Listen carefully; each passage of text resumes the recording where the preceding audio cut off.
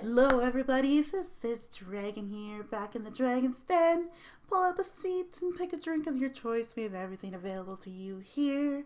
In this episode, we're continuing on with animes and influences, but I have a guest to talk about all of his animes, and from what I've heard, there's quite a few. So, this is Spam. Say hi. Hi. Hi. Yeah, I'm Spam Waits. He is, and he also does a lot of like YouTubing and Twitching and sometimes Twittering. So check out the links below. Definitely. To support him, especially when you are going to be listening to all these animes. There's a lot, so Oh my God, I honestly can't wait to share this. And honestly, for those who are listening, hopefully, some of these will be relatable. Feel free to comment. For those of you like, oh, I haven't heard this title in forever, because there's probably going to be a couple of those here. yes, I think there's a good variety for this one. Definitely a lot more of a larger spread than my episode. So this will be interesting and I think really cool to listen to. So, without further ado, I'm going to dive into my first question for our guest. So, you obviously have seen a lot of animes over the years. I'm very curious if you can give us a relatively quick, if you can, rundown of all the animes you've seen or that you remember seeing.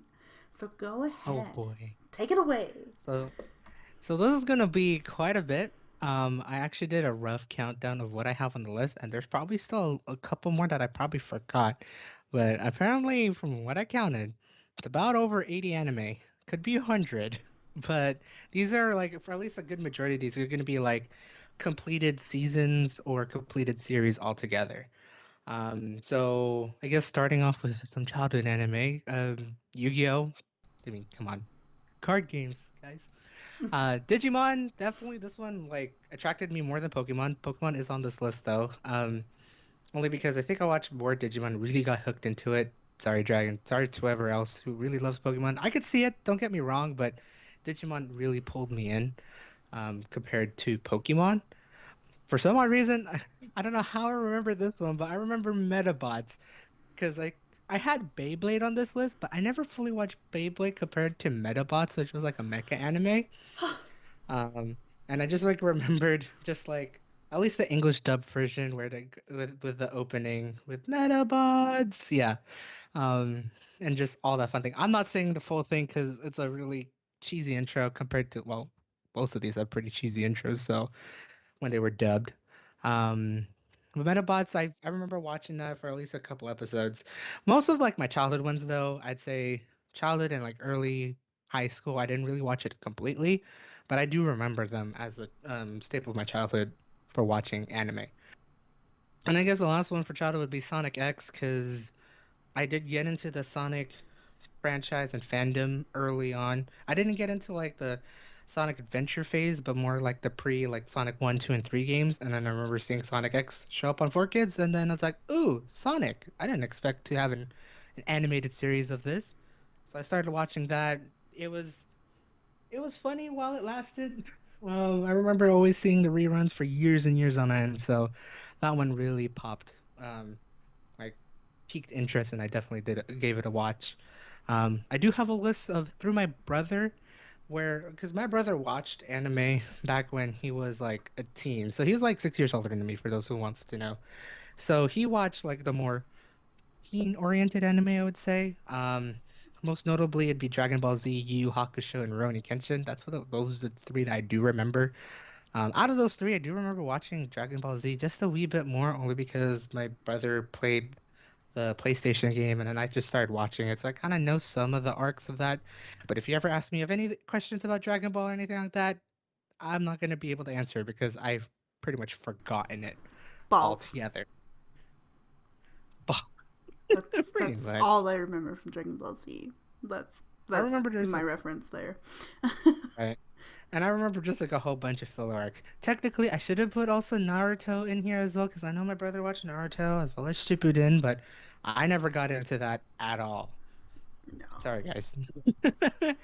And I actually wrote here I didn't watch anime between like late elementary, so I'd say for my late elementary, it'd be third grade because actually back in New York, elementary ended at around fourth or fifth grade, and then you went immediately straight to middle school. So I went with that scale. I didn't watch a lot of anime, more or less of like cartoons. So that would be like on Nick and Disney Channel and a little bit of Cartoon Network as well. But mostly cartoons. Anything that was at least like Western based. So Fairly Odd Parents and like a whole bunch of other things like that. But never like anime. I remember like hearing about it, and then eventually when I got used to the internet, I've been hearing more about anime, but it just never clicked on me till about I'd say early high school. And what I have for like early high school, I remember trying to dive into it a little bit more, mainly for Yu-Gi-Oh! 5Ds because yeah, card games on motorcycles. Thanks, friends. Thanks, internet, for that whole meme and all that stuff. But I gave that one a watch, and actually, I think that was my first anime I watched subbed. So for those who wonders like about subbed and dubbed, sub would be like having English subtitles but having the original Japanese audio. Dub would be completely dubbed over with English pronunciation, all that stuff, and localization. So that would be like the childhood animes like regular original Yu-Gi-Oh, Digimon, and Pokemon, all that fun stuff. But I remember watching Yu-Gi-Oh! 5Ds subbed because I just wanted to stay updated with 5Ds. It really hooked me in back during high school. Don't know why, but I guess because, again, card games and motorcycles, and I was slowly getting back into Yu-Gi-Oh! During that time. I also watched The Melancholy of Haruhi Suzume. I think that was one of my times where I was on YouTube, and I remember being recommended of the Hare Hare Yukai dance. I'll have you guys research that. Unless if you guys know it, you know what dance I'm talking about. Um, I remember seeing that dance over and over again for whatever reason on YouTube because YouTube was a special time back in 2009. But I gave it a watch and it was okay, but I don't think it really clicked on with me again during early high school. I'll also say that I might have gotten a little bit into Orin High School Host Club just a wee bit. I Yes. watched a couple of episodes of it, but I never really finished it. Um, I blame a middle school friend for that one because I think I remember requesting anime recommendations. I felt that was one on the list, and I think I remember like Inuyasha and all that other stuff, but I never really got into it. And like throughout high school, I still, aside from Yu-Gi-Oh! 5Ds, yeah, I didn't really get into anime fully. I knew of like anime, like again Naruto and all that stuff during that time. Full Metal Alchemist as well, but I never really watched it and all that stuff. But I never really clicked onto me until apparently about last semester of high school, and especially summer vacation when after graduating from high school. And this is where I think I managed to, with whatever money I had left, to start a recurring subscription to Crunchyroll.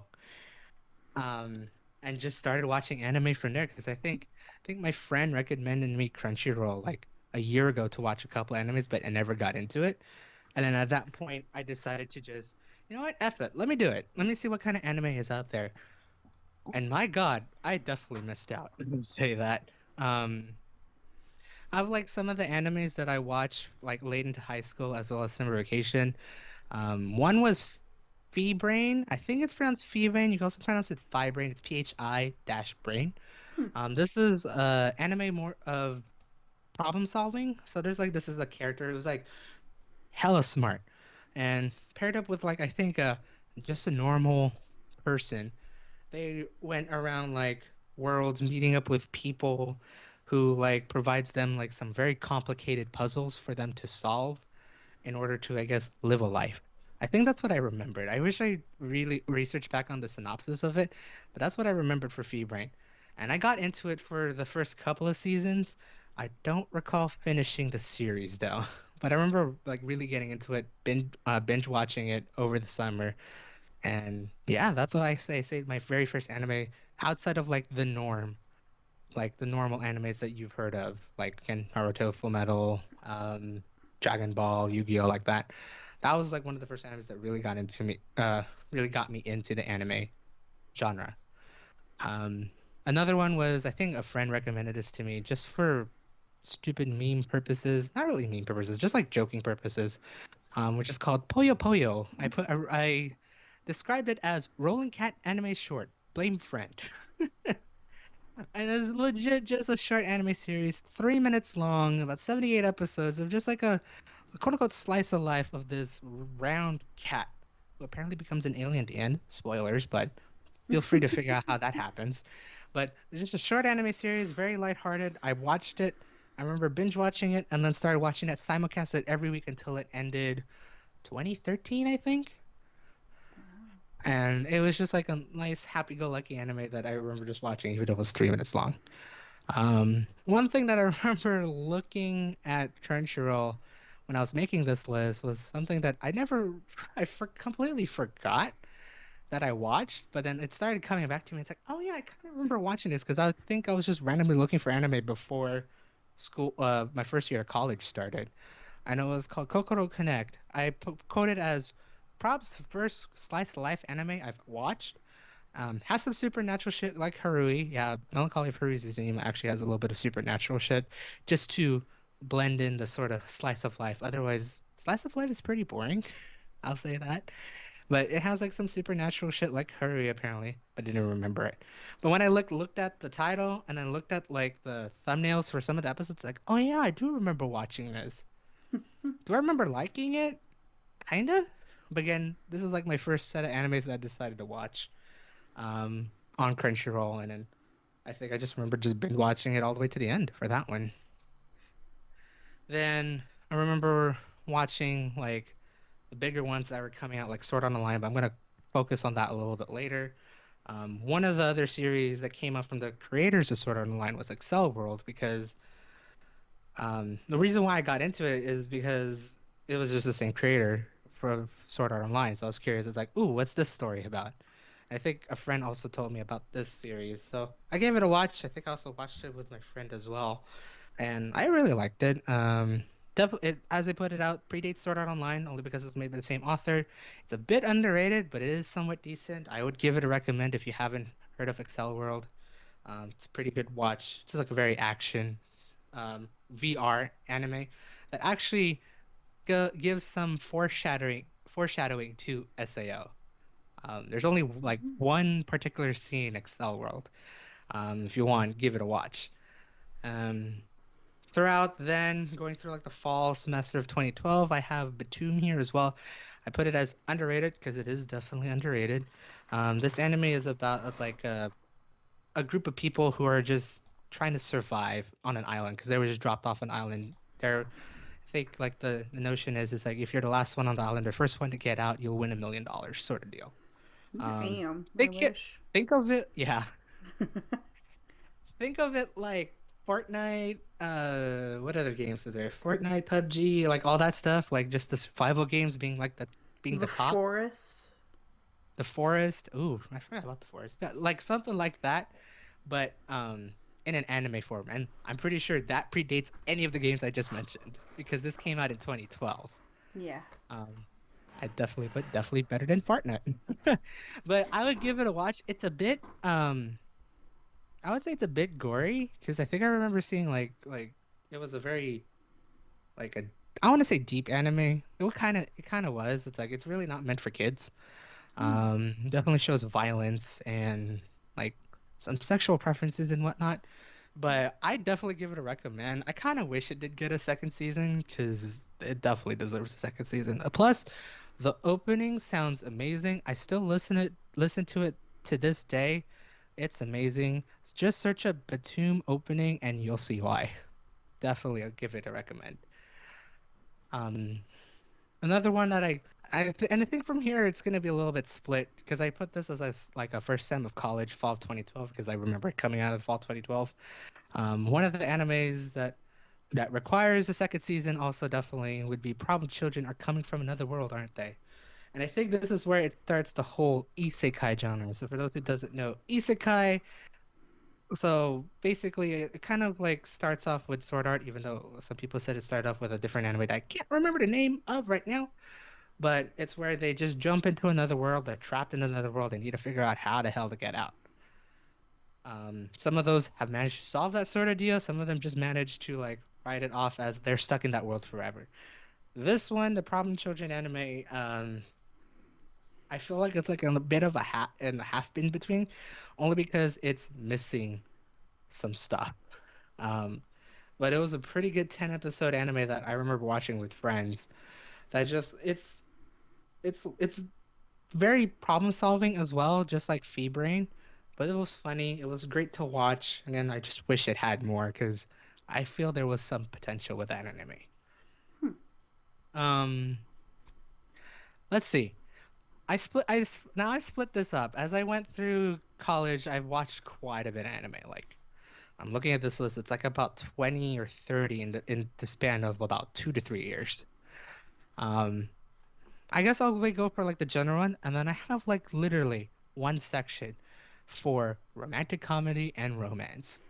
I don't know why, but during the early years of college, I got into rom-com and the romance genre in anime, and it just stuck with me ever since. But I'm gonna start off with like some like general mentions for my early college life. Ixion Saga DT, I have it as adult, dirty, funny isekai, another world anime. Definitely, it is a adult-oriented anime in ways that it has a lot of adult jokes. Definitely not meant for kids. I'd say it may be meant for teens, but you gotta really understand the joke. Mm. And I find it that adults will understand the joke more than teens and kids. So, would I recommend it? Eh. But if you want something that is just plain dirty comedy, I'd give it a watch. I mean, I contemplated watching it again at some point, but I said nah. Another one would be Cuticle Detective Inaba. All I remembered was the little goat villain and whatnot, and just being also comedic. It was definitely a comedy mystery, but more inclined to comedy. And I think I remember getting a lot of people into this anime because I recommended this anime when it came out during the fall 2012, winter 2013 um, segment. And I just remember just talking about it with everyone and just like recommended. And it's just funny. I give it a watch again. I have like a lot of like comedy animes in here that if you haven't heard of it, I give it a watch if you need something to like a perk up or something like that. Um, Chunibu, this is like I think it's like delusions and something like that. This is based on it's about a girl who has quote unquote eighth grade syndrome, also known as being a chinny. So that means like your mind is just stuck in eighth grade, like living a fantasy life and everything like that, even though the whole world around you is just going on its merry way with life. Hmm. Like you're just like thinking like, my liege, blah blah blah blah blah, like like being like in a whole very fantasy world, even though you're not. I put it here as beautifully cringy, but could not watch the second season. I remember only watching the first season and liked it, but then when I watched the second season, I said no. And I think I had it. I was at that point. I stopped. I was like, I can't watch this anymore. Otherwise, I will cringe way too much. Um, One anime I put that this is don't know why, but this was funny to watch for a comedy anime was Servant X Service. This was a um definitely adult oriented anime, but not in terms for adult jokes, but definitely for adult references. And nothing dirty of such, but just knowing like how a workplace works, like in an office environment works, and just going on the daily life at an office. But it had some comedic aspects to it. I remember watching it. Um, I wouldn't give it a recommend, but it was a personal recommendation for me because I watched it. It was funny, at least how I saw it in my eyes. And then I do actually have a bunch of like office-oriented animes because for some odd reason that was like a weird interest for me throughout when I was watching anime. So just get ready. There's like a little bit sprinkled throughout this list. Date Live, I remember only watching the first season. This was like a action anime with a harem field for it. I've only remember watching the first season. I dropped it in the second season. I may pick it back up because I know it has I think 3 seasons, and I heard it does get better. So maybe in the future, if I really really wanted to, I'll finally finish out Data Life. Devil is a part timer. I knew I should have put this towards my actual honorable mentions, But man, I can't wait for this to get a second season this year in 2021. This was the best isekai comedy anime that is pretty much on like reverse. I would not really an isekai, but a reverse isekai. And I explain this as like going from a fantasy world to a real life world rather than a real life world to a fantasy world.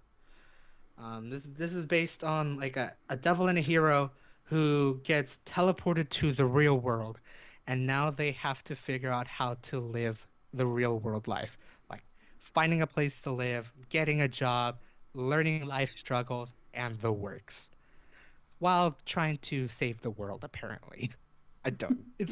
It's a complete mess of things, but it's amazing. I definitely recommend it. I watched it with a friend. It was hilariously funny and it was great. Again, I can't wait for second season to show here soon. I definitely give it a watch. Um Oh no, right. I forgot about this. How do I explain this, Dragon? How do you Uh, explain Watamote? oh boy. Um, so if you are ever someone, this is such a weird and like twisted way to put it, but this anime is weird and twisted. So It really is. if you are someone who's ever doubted like yourself and like how you look, how you feel, and kind of like your place in the world, this anime really plays to that and then like does it tenfold. This character is just so. There's a lot of just self hate with this character, but then at the same time, everything that they do either improves it a bit or makes it 10 times worse. So Makes it you definitely. it's definitely an interesting anime, and like if you are like in that kind of weird space, I might actually pick this up and watch it again, to be honest, because if you're ever in that space where you're just like, God, I really just hate everything, watch this Right. anime and then realize that you're pretty darn lucky compared to like what the writers have done to this character. Right. I'm trying to remember how I even like found this anime per se, but I just remember like I think it was like in an announcement for Crunchyroll back when it was being announced, and I was like, yeah, I'll give it a watch. And legit, what I put here is more or less true to me, but again, like quote unquote more or less, to where I said stupidly relatable but pretty cringe. Exactly that. Because it's like, yeah, I'd say give it a watch for if like, yeah, it's like if you definitely like hate yourself and hate everything that's going on, watch Watamote. You're gonna and you'll see I'd say you change after watching it. Oh yeah. 'Cause it does definitely give you a different view in life because, oh my God, that Watamote was something. It was Mm-hmm. funny, but it was something. Oh yeah. And it's definitely an anime that will stick with you even if you don't finish it. Like honestly, I think it for some reason it just sticks with you. I remember watching it because he recommended to me, which I Mhm. why, but anyway, it was still I good. don't know either. And then, like it was a year later where I was going through a lot of stuff in university, and I still remember like doodling things from the show because I was like, oh no, I'm going back to this place. Oh I no. think I remember. I think I remember. I remember when you gave me like a whole paper of doodles, which I know I have somewhere here. I think I remember you doodling something like that. I could be wrong. I honestly remember calling him and being like, so guess what I doodled all over my notes today? Like proper university class notes. And it's just like the freaking like little face of like Watamote, like the character herself. I was like, Mhm. help! I need to cheer up. And yeah, that happened. Right. Though I gotta say, the opening and ending, kind of on point. Just kind of on point. It's not pretty on point, just kind of on point Yeah, for yeah. the series. I just remember having that there, and I was like, I have to ask you about this because I know I did recommend this to you. It's like, I remember this, but I also don't want to remember at the same time. So I do have Watermelon on there. That was an anime definitely from 2013. Going on, also have My Mental Choices Are Completely Interfering with My School Romantic Comedy. I should have put this in the rom-com section, but I feel like this is more comedy if anything. I definitely put underrated. I think actually funny. This is basically like a guy who ended up like they wanted to meet with I guess a girl who he really liked in high school. However, some weird god decided to control his thought process to the point where every time he has to do something, he has to answer a question. And based on the answers provided, is the actions he's going to do either towards the person or someone else. And apparently, he was not the only person to actually have this sort of god messing with him. Pretty funny. Again, I said definitely underrated. Wish it had more episodes, but I think it pretty much ended perfectly with that. I give it a recommend. I also do have Hamatora. All I remember is that being an action mystery anime that I watched all of first season, but not all of second season.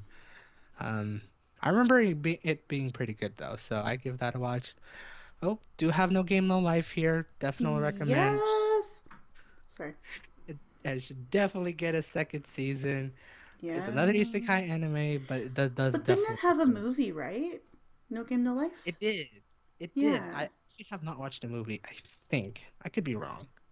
I remember seeing, like, I didn't realize it had a movie, but then when I was doing my list, I was like, ooh, what? And so I've added that to, like, my watch list because I was like, movie. Yeah. I remember hearing hearing about the movie. I can't remember. Yeah, I can't remember if I watched it, but man, it does definitely need a second season because it's like isekai with problem solving and being funny at the same time. The art style is amazing. The music is amazing. The aesthetic is so good. It is. It had the best aesthetic, especially for like anime that came out in the mid 2010s. I was like compared to like all the animes now. I mean, they've gotten better. Like studios have gotten better animating, but man, for something that came out in the mid 2010s where they were slowly getting more and more anime studios. Ooh, that was just really good. Um, I also do have Cute High Earth Defense Club. Love. I don't remember how my friends and I ended up watching it, but I remember recommending it to Dragon, and she really loved it. If you guys have listened to her last episode, you could tell. Legit, Magical boys, magical boys. it Okay, I'm good. really is magical boys. I legit just wrote, don't know why we watched this, lol, but recommended it to Dragon. I think it was like one of those. It's like, it looks corny, it looks cheesy. Let's give it a watch, and then we stuck with it through for one season. I honestly think you recommended it to me because, like, we watched No Game No Life, and then you made me. You didn't even. This jerk. I can't believe I never brought up Anahana, like, with you earlier. But, like, or like in my episode, but like he made me watch Anohana and he watched like the first couple episodes with me and then he fell asleep and I was like, I can't stop watching this. Like I'm so emotionally invested in this and like My it God. broke me. Like I remember staying awake till like 4:30 in the morning finishing it and just like messaging him after going, what did you do to me? And then I think honestly this anime like became like, hey, I'm here to make it better. This sounds oddly familiar now. Oh my God. Yeah. Oh. Also, Anohana needs to just be mentioned really briefly because, wow. Oh, And I'll plus, definitely get there. I'll definitely get happy there. I have. 10-year anniversary. I'll just say that right now. Oh my Fuck. God, I know. I wonder if there's gonna be like a original video animation or movie for 10 years to after, because that'd be something. No kidding. My goodness. I'm actually definitely gonna go over it because I do have a section of just all rom-com and romance animes for those who are into like a love sort of thing for Perfect. whatever reason or another. That's why this is like it's missing a couple of stuff. It's because all the rom-coms are on the top that Oh, I have to like fair. list out later. Um, Next one I do have is Himatu Umaru-chan. So this is I remember watching season two and season one. This is like about a, a brother and a sister where the sister is like uber smart and everything. However, in her spare time, she becomes a complete neat where she just likes to play video games and drink cola. Fuck yeah. It is super relatable to, I guess, a good majority of the anime audience. If you guys haven't watched Umaru-chan, I give it a watch. I definitely need to watch season one though. I watched all of season two for whatever reason, but not all of season one. Weird. Yeah, That's and definitely that again, was definitely me in like university, but it was like games and coffee. it's pretty related. Yeah, that's pretty close actually. I mean, cola, coffee, that's caffeine, right? Yeah, totally. And then I guess I did have to list this out as my last ones before I went to university. Yes, I do have the split too, from college to university, because I went from junior college to university, and it definitely explained of like how my whole like sense of watching anime and whatnot. Like like paints a weird but pretty picture of myself watching anime. I guess like the one last thing is Raka Brave of the Six Flowers, and all I remember is flowing hair and the inside joke between me and Dragon for this anime. Wait, state that again. I forgot the joke. All I remember is flowing hair. Ah, yeah. Yeah, The joke was maybe it's Maybelline. maybe it's Maybelline. I legit had it right on the end. It just says Raka Brave of the Six Flowers. All I remember is flowing hair. Maybe it's Maybelline.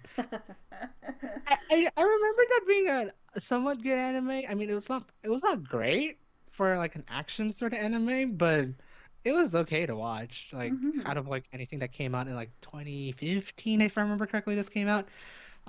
It was a decent thing, and glad to have an inside joke to remember it by.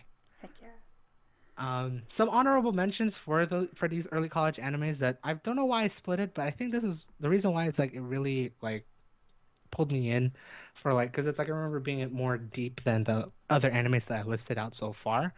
One of them was Gargantia on the Venger's Planet. It was one of the first slice of life mecha animes that I got into. It's about this I think this mech who has a person that drives upon it that crash landed into future Earth, which is submerged 90%. Like if the ice caps melted, all but like 10% of the Earth has been submerged into water. Um, they crash landed to there, and it was just gonna take him a while to just get everything repaired in order for him to get back to his homeland. But it's like they met up with like these locals who are trying to just like survive on a day-to-day basis with the whole world being all in water. And I remember just getting pulled in, just like really getting into that anime and like one of those that really I remembered when I was creating this list out of all of them. And a couple more, but it's like just like one that like really pulled me in, like really got me in. I would say it's not. I want to say it could be for everyone. For if you want something that's just like just seeing like day life struggles and whatnot, and just trying to figure out how to do things, get goals, and get accustomed with new traditions, something that you've never experienced before, I'd give it a watch. Definitely. Another one was Nagino Asakara, A Lull in the Sea. I'm gonna say this is definitely an underrated anime. Definite. It's a amazing slice of life original. It's based on these five children who are like the last generations of, I'd say, mermaids, because they actually can breathe underwater and live underwater, but they can also, but what's special about them is that they can also be normal people and walk on land and be able to do daily things. However, I think I remember they cannot stay on land for too long, otherwise they will dry out and die. So they actually need to like touch into some water in order for them to feel alive again, basically. But definitely, it was one of the slice of life animes that really like another slice of life anime that got me. I felt the feels watching all the episodes. I kind of wish Mm-hmm. it had more, but I think it did end quite beautifully. I remember watching that simulcasted. I think I did watch it with a friend, but they dropped it halfway. I watched it through full, just all the way to the end, and it was amazing. I definitely recommend that one as well. Um, Mayu, I don't know why this is not on the college anime, but I put this as honorable mention. I put it as recommend for some fantasy world building and rom-com. I think it's because it's like a little bit of both. It's like both. It could be on the rom-com list, but also could be on the normal list because it's like think if I remember correctly, Mayu is created by the same person who created Log Horizon, and the author like is really known for world building in their stories. And I think I remember just Yeah. watching that, really got into that one. And I don't know why is this on the honorable mention? Man, I should have reorganized this part. I also have The World is Still Beautiful. It's some sort of rom-com that's very like fantasy based. Dealt with like I think a warrior and a king, and they've had their struggles of trying to integrate themselves with especially with each other, but they managed to figure it out, and it was like a little funny slice of life anime with like a little bit of rom-com into it. And then speaking for rom-com, oh my God. After listing out what I watched compared to all the rom-coms I've watched, I'm amazed that it like the number is about the same. Oh my gosh. Like I think I have like for the college animes, I think I listed about like 10 to 15. For the rom-coms that I remember watching during those 3 years is about the same. So literally half of my anime during my early college years was romantic comedy. My God. Mm-hmm. So how I'm gonna go through this list? I guess here we go. Um, the main one that I put out for the first one overall to start it off is Toradora. Um, this is actually a pretty old anime. I think this came out in 2008, but I didn't watch it until my first years in college. It's the true, I would say it's the true OG romantic comedy. Um, if you want like a full interest romantic comedy to like the other rom-com animes, I'd give Toradora a watch first before going through the rest of the list that I'm going to be providing. Another one is Oraimo, which is this one is probably cringy when you read the description, and it really is. But for some odd reason, as an 18 to 19-year-old was watching season 1 and season 2, I managed to get into it. I don't know why. Probably hormones that were still kicking in until I became an adult. I put it as a dumpster fire of a harem with a half sister. Legit, our main boy is stuck in a harem with his half sister, and there's great debates about as to why that's either a good thing or a bad thing. Um, little sister's friend, classmate in his school, and like a whole bunch of other things. Truly a dumpster fire. But my God, I stayed through that whole roller coaster of shit that went on with that show. Um, if you're ready to watch a dumpster fire, I'd give Oraimo a watch. That's all I'm gonna say. Another one I got here is Infinite Stratos, which is harem with mechas. It really is. It's one guy who goes to an all-girl school because he really knows how to control a mech. That's all I got to explain. Mm-hmm. Um, ooh, and I guess like apparently I should have put this like a little bit more higher up on the list, but My Little Monster came out in fall 2012, and that was my first rom-com anime that I watched simulcasted on Crunchyroll. It's very generic, very generic romantic comedy, high school romantic comedy. But I watched it and I liked it. Say I Love You was the first romance anime that I watched simulcasted on the same season. But both My Little Monster and Say I Love You came out in fall 2012 because I was into that romantic rom-com binge. I just went for it. I remember watching it. Out of the two, I'd give My Little Monster a better recommendation. Say I Love You. I pretty much forgot about Say I Love You until I saw like the thumbnail. I was like, oh yeah, I remember watching it, but that's about it. Anohana. I Mm-hmm.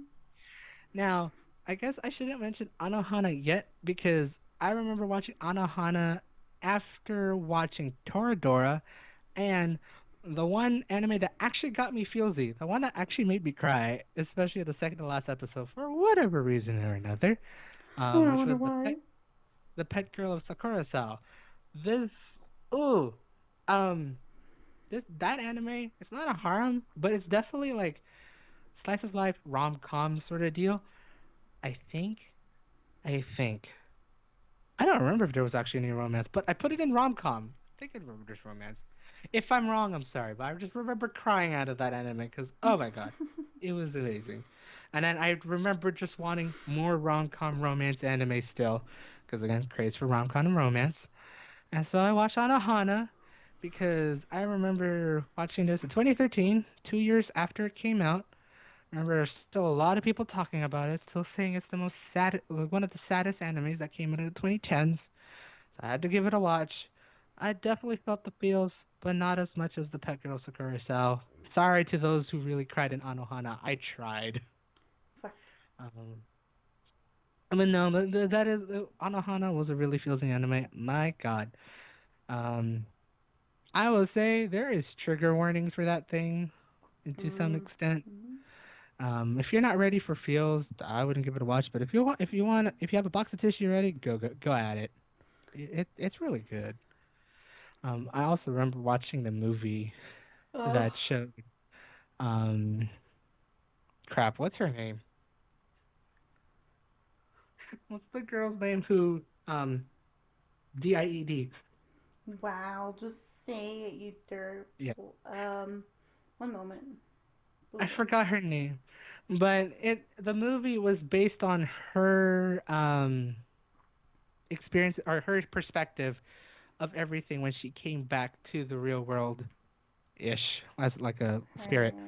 to just see what the friends were doing. Oh, I don't like this. They gave me like this is very weird. I don't know if like this is her actress name or like the voice actress or the character, but I'll say both. Miko Hanma and Ai Kayano. I think it's the first name. Miko. Yeah, because like the boy Miko. was. Oh yeah, the boy was Jinta. Ah, yeah. So yeah, so Miko, Jinta. So Miko, yeah. Yeah, so yeah, Miko, Menma. Yeah, I remember this One now. of the most recent searches was is Anohana sad? Well, well, you give it a watch if you haven't already. Here's a really great way to sum it up because I like the answer that they gave. Final thoughts. Anohana, the flower we saw that day, is no doubt one of the saddest anime I have ever watched, but it is also one of the most uplifting. I would believe that definitely. I could definitely agree with the uplifting part because it like it does devolve around one character or character Jintan who is still struggling because of Mako Menma's death. Um, I'm just trying to figure out like like how am I gonna live life, especially as a teenager who has missed a friend greatly, even though it's been tens of years, or actually 10 years after I think supposedly. Mm-hmm. Um, I lied. 5 years. Yeah. Looks at Um, Wikipedia. Thank you, Wikipedia. But no, I definitely give that one a watch. That one was a it is it. very sad and like it does tug at your heart and like emotions quite a bit. But what's really nice about it is sort of how it ties it all up in the end. Like it is actually a really beautiful ending to an anime. It is.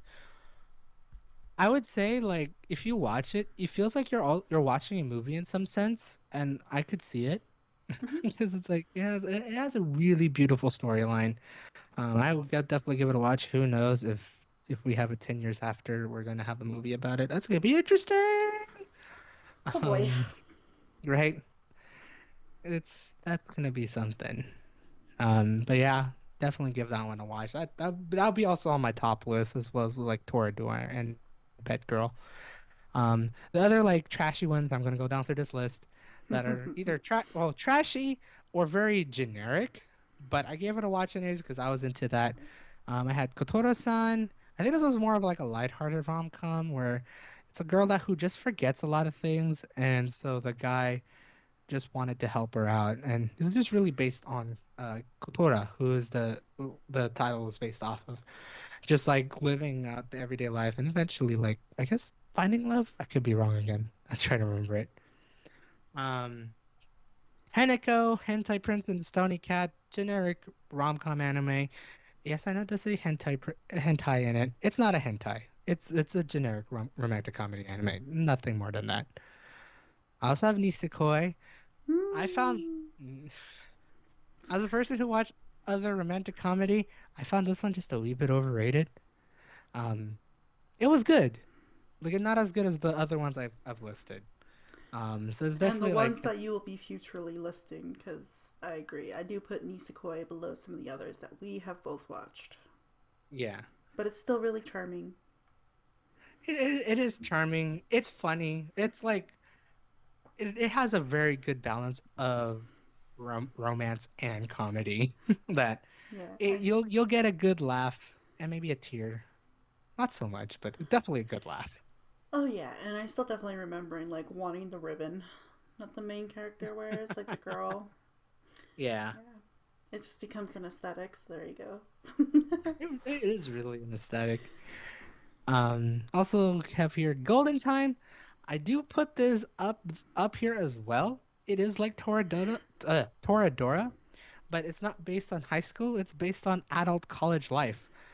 It's I think some people said it's very boring. I don't find it boring. It's actually really it. I also don't want to say it actually shaped my adult life because it definitely didn't, but it definitely gives a very decent like refresh of you in terms of romantic comedy, especially as an adult. Because I mean, who lives a romantic comedy life as an adult, but based on like a high school rom-com? Like, come on now. You want something that's like gonna be more suitable, like more relatable to you. And I find Golden Time being that sort of that fits that bill of being an adult rom-com anime. I definitely recommend that one. If you're not into the high school rom-com. And then I guess the last two here is I have Seikano How to Raise a Boring Girlfriend. It is generic, but I found it very interesting to watch because it I don't like I remember just watching this with a friend and like just really laughing like at some of the scenes being somewhat relatable into like some of the things even though probably relatable to the non-romance side of things. But it's just funny.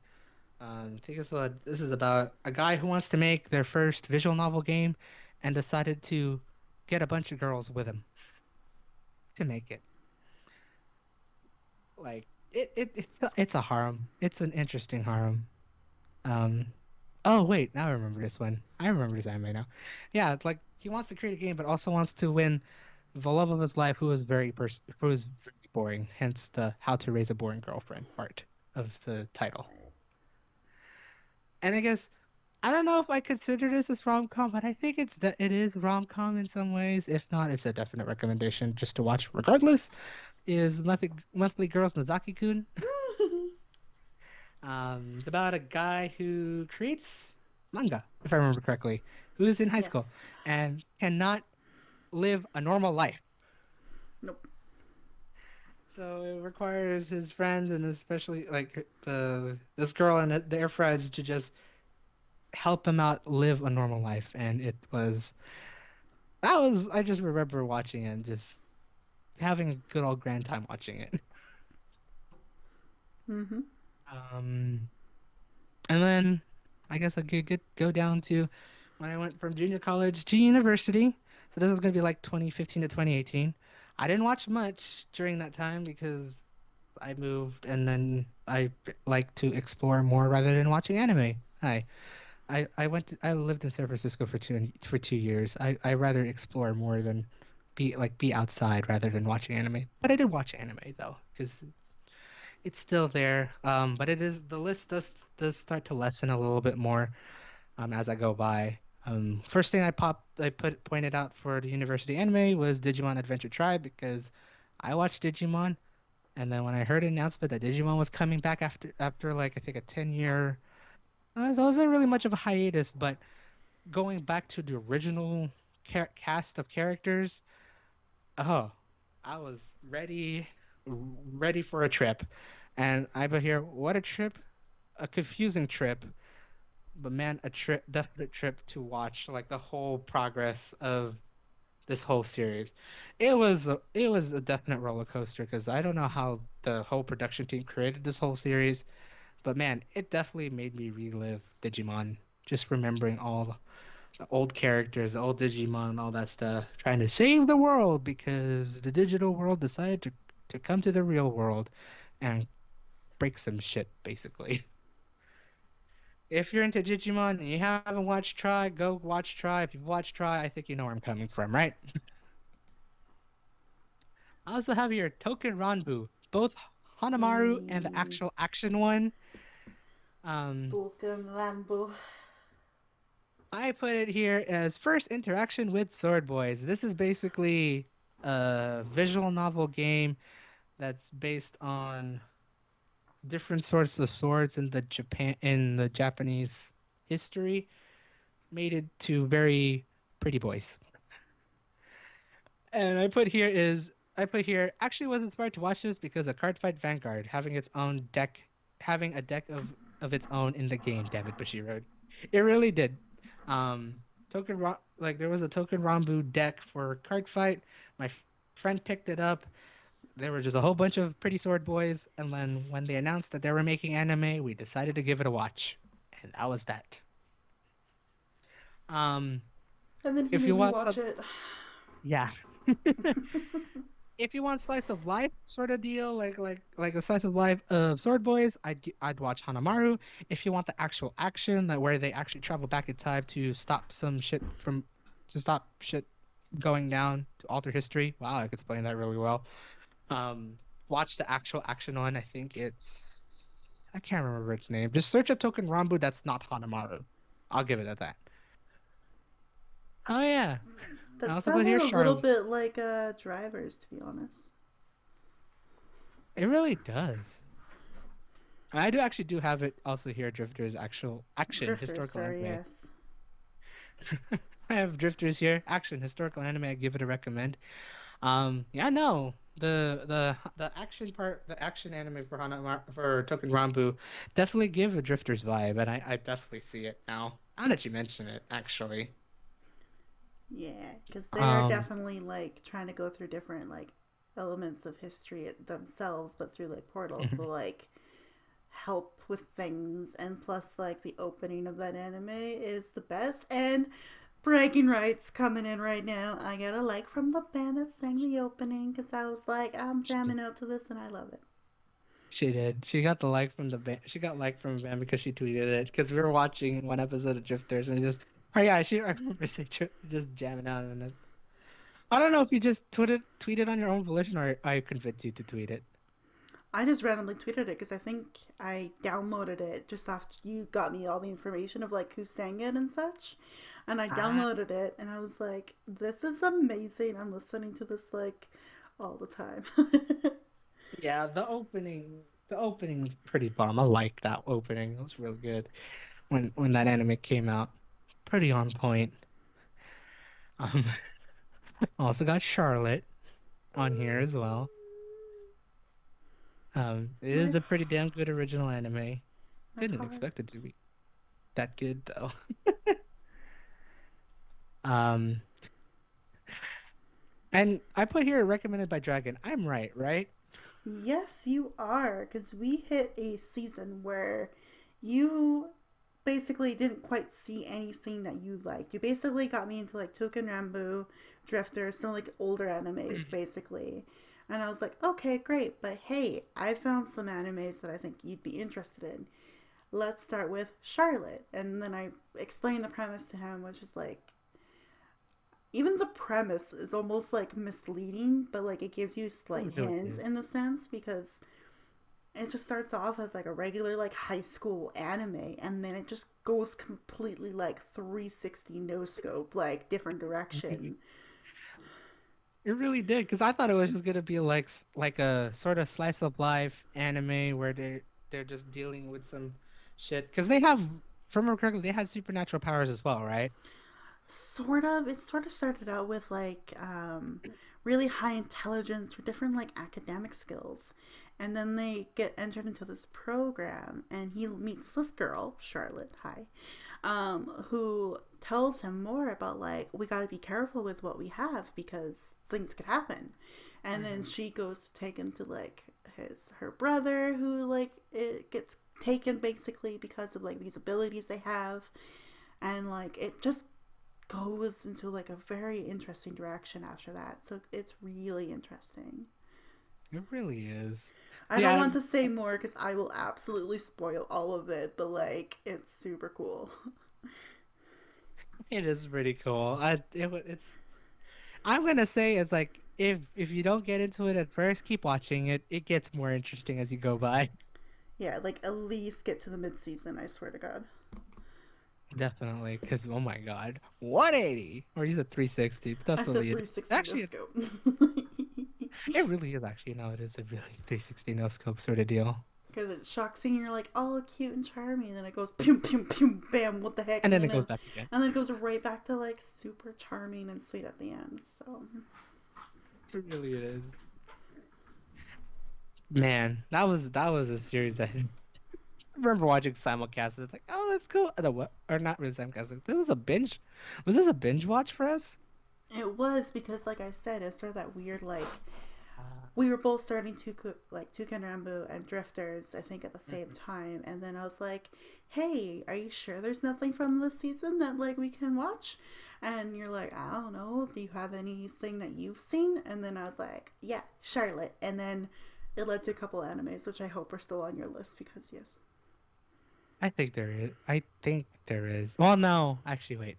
There's some I didn't put because I think you mentioned it on your last one, and I think you may have to Okay, give I'll it a quickly mention say it again. again. So we watched Toucan Rambo and Drifters, and there's another season of anime that just didn't have like any of the big titles like SAO or Attack on Titan or any of that. So then I was like, all right, well, I have a few that are all like really girl heavy. So like, sorry, I guess at the same, but not really. So Charlotte has a really strong female character in it, and then I recommended Anne Happy Mm-hmm. and High School Fleet, which I It has good. will admit to High School Fleet being very like fan servicey, ridiculous, kind of silly, but some sweet like honest moments in it. And then yeah, I went too long to spiel about Anne Happy in my episode. You definitely did, yeah.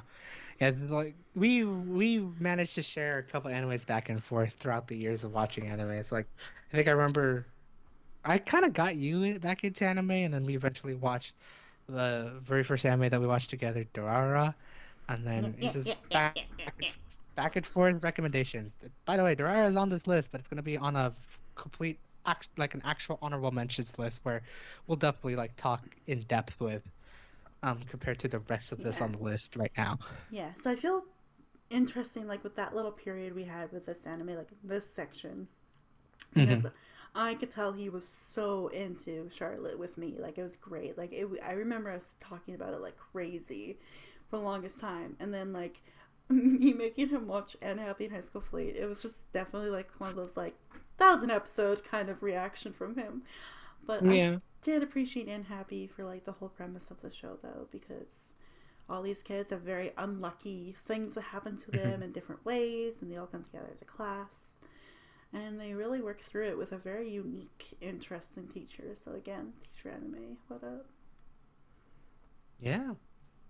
I definitely give yeah, those two. Well, High School Fleet not so much, but and Happy, I do remember that one a little bit more compared to High School Fleet, at least in the terms of the lower two. So High School Fleet is like fan service, pretty anime girls with like Battleship, the game. yeah, So yeah, if you're into that, give that a watch.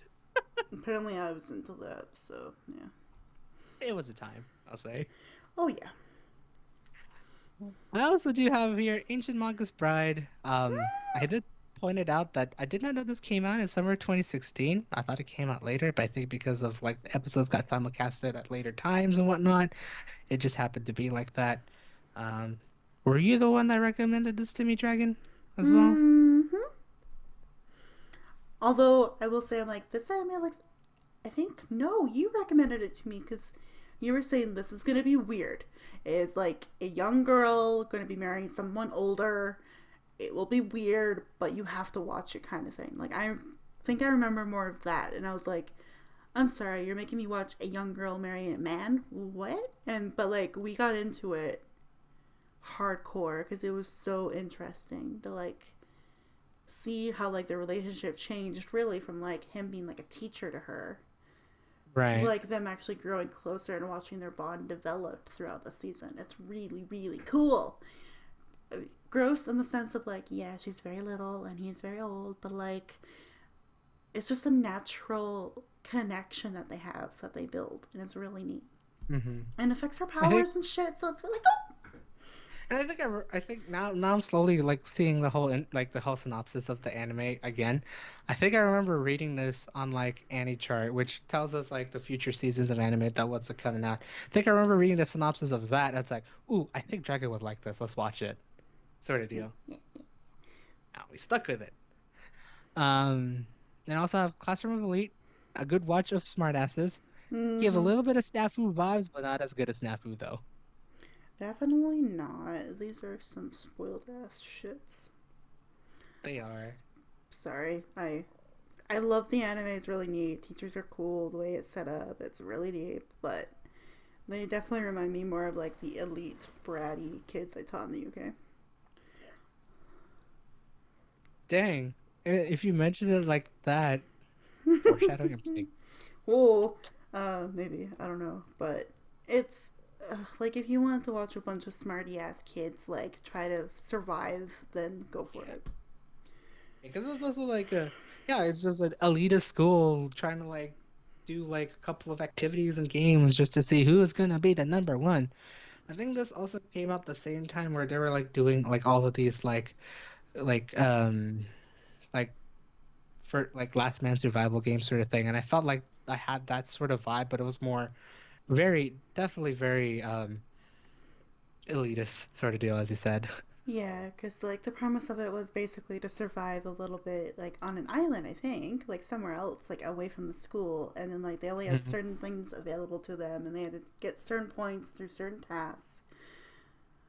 And then, unless this is Anne Happy, I'm remembering. Now I'm starting to think I'm getting those two confused. Because I know Anne Happy had a very big final, like, class task where they had to somehow survive past all their Mhm. unique weaknesses and they all get, like, to pass the class kind of thing. I don't know if Classroom Yeah. Elite has something similar to that where they all had to go do something else and they were given limited things and they all got, like, certain points and grades depending on how they survived and lived, I think. But I don't remember No, no, clearly. you're right. I just read the brief synopsis just to recall my memory. You're all right. Like they're like basically a group of rejects or a class of rejects just trying to get by on their thing and then try to like beat out. Right. But this is like a more of like a competitive base because they were going against like trying to think about it de-rank as higher like classes. think about it as like in your high school where you have like the kids that are in like AP program, like advanced placement or international Hmm. bachelorette program, or just like in the higher tier classes. But then like Yeah. these kids are like the bottom tier of the higher tier, if that makes sense. And so Hmm. like they're the ones trying to like manage this like system that they're all thrown into. Yeah. That was It was something. I mean, if I put it out, since I put it out there, I you gonna give it a watch. If it's not for you, that's fine. I just put it out there because I remember watching it fully with her, sort of deal. It was okay, to Yeah. say the least. I have here also here Nanbaka, which is a stupid comedy of prisoners, and that's all I gotta explain. It really is. It's just a group of we follow this group of prisoners who just lives a daily like I think a daily life in prison, but also they have an itch to get out, but they always get caught in the end by the wardens. So it's a great anime. I think that came out with 2 seasons and all that stuff, and I think it ended up pretty good. I don't know if it's actually getting more episodes though. I think I've heard of it, but I could be wrong. I might have gotten a different series um in mind. And then I guess the last one before I finally graduated university was Recovery of an MMO Junkie. You gotta love that MMO sort of anime because it's like if you watch Sword Art Online, just like other like MMO animes. I think this was like where they're starting to like branch out, like add more MMO style animes where they're like just like the synopsis, like not the synopsis, like just the genre of like basing it on a game or something like that. It wasn't really based on the game, but this is like very slice of life comedy where the main character just finally quit their job as an office worker and is now being a neat playing online games through and through. And again, I guess the person met up with a another character in the game, and then they eventually um, unknowingly they became friends in game, but did not know they've been meeting up real life accidentally. or coincidentally. This does now sound a little familiar to me, but I don't think I ever finished watching it. I don't. I don't think so. I think I remember finishing this with friends. Yeah. Yeah, they eventually meet and then they manage to figure out how to live their life, and it's it's a definite, it's a pleaser. It's not a full recommend, but it's a recommend to me. Then I got the post grad anime, and I actually pointed out here something, where it is definitely less anime, but I think for like the early, like between 2018 2019, it was definitely less anime, but I've started to pick up more anime with friends, and especially with Dragyn, um, towards 2020 and now this year in 2021. Whoop whoop. Um, the main reason for that is my friends and I eventually started watching less anime overall and started watching tokusatsu shows. So these are like superhero shows in Japan that are meant for kids and young teens. Think Power Rangers, but it's the original it's the original Like, concept of it. yeah, the original concept, the original material that Power Rangers are based on. So that'd be like and basically the ones that really we got focused into was Super Sentai and Kamen Rider. Um, if you guys want to know more about that, feel free to DM me on Twitter or leave a Leave a suggestion. comment here and I will relay it to him. Yeah, and who knows, maybe I'll create a video of it. It's if there's interest, if it requires some interest from a lot of people to create a video, because it would be a lot to talk about in some ways, and maybe I would talk about it with a friend because I feel like it's better. But this is gonna be just like a really widespread of anime from different genres of like Yeah. rom-com, slice of life, comedy, and all that fun stuff. I do have How to Keep a Mummy, which is I guess this person managed to get a box from their parents, which had a apparently a real life mummy, Hmm. and they apparently also spread with amongst other friends. It's basically a funny slice of life anime that devolves around this mummy, their friends, and the owner's friends as well, owner and their friends as well.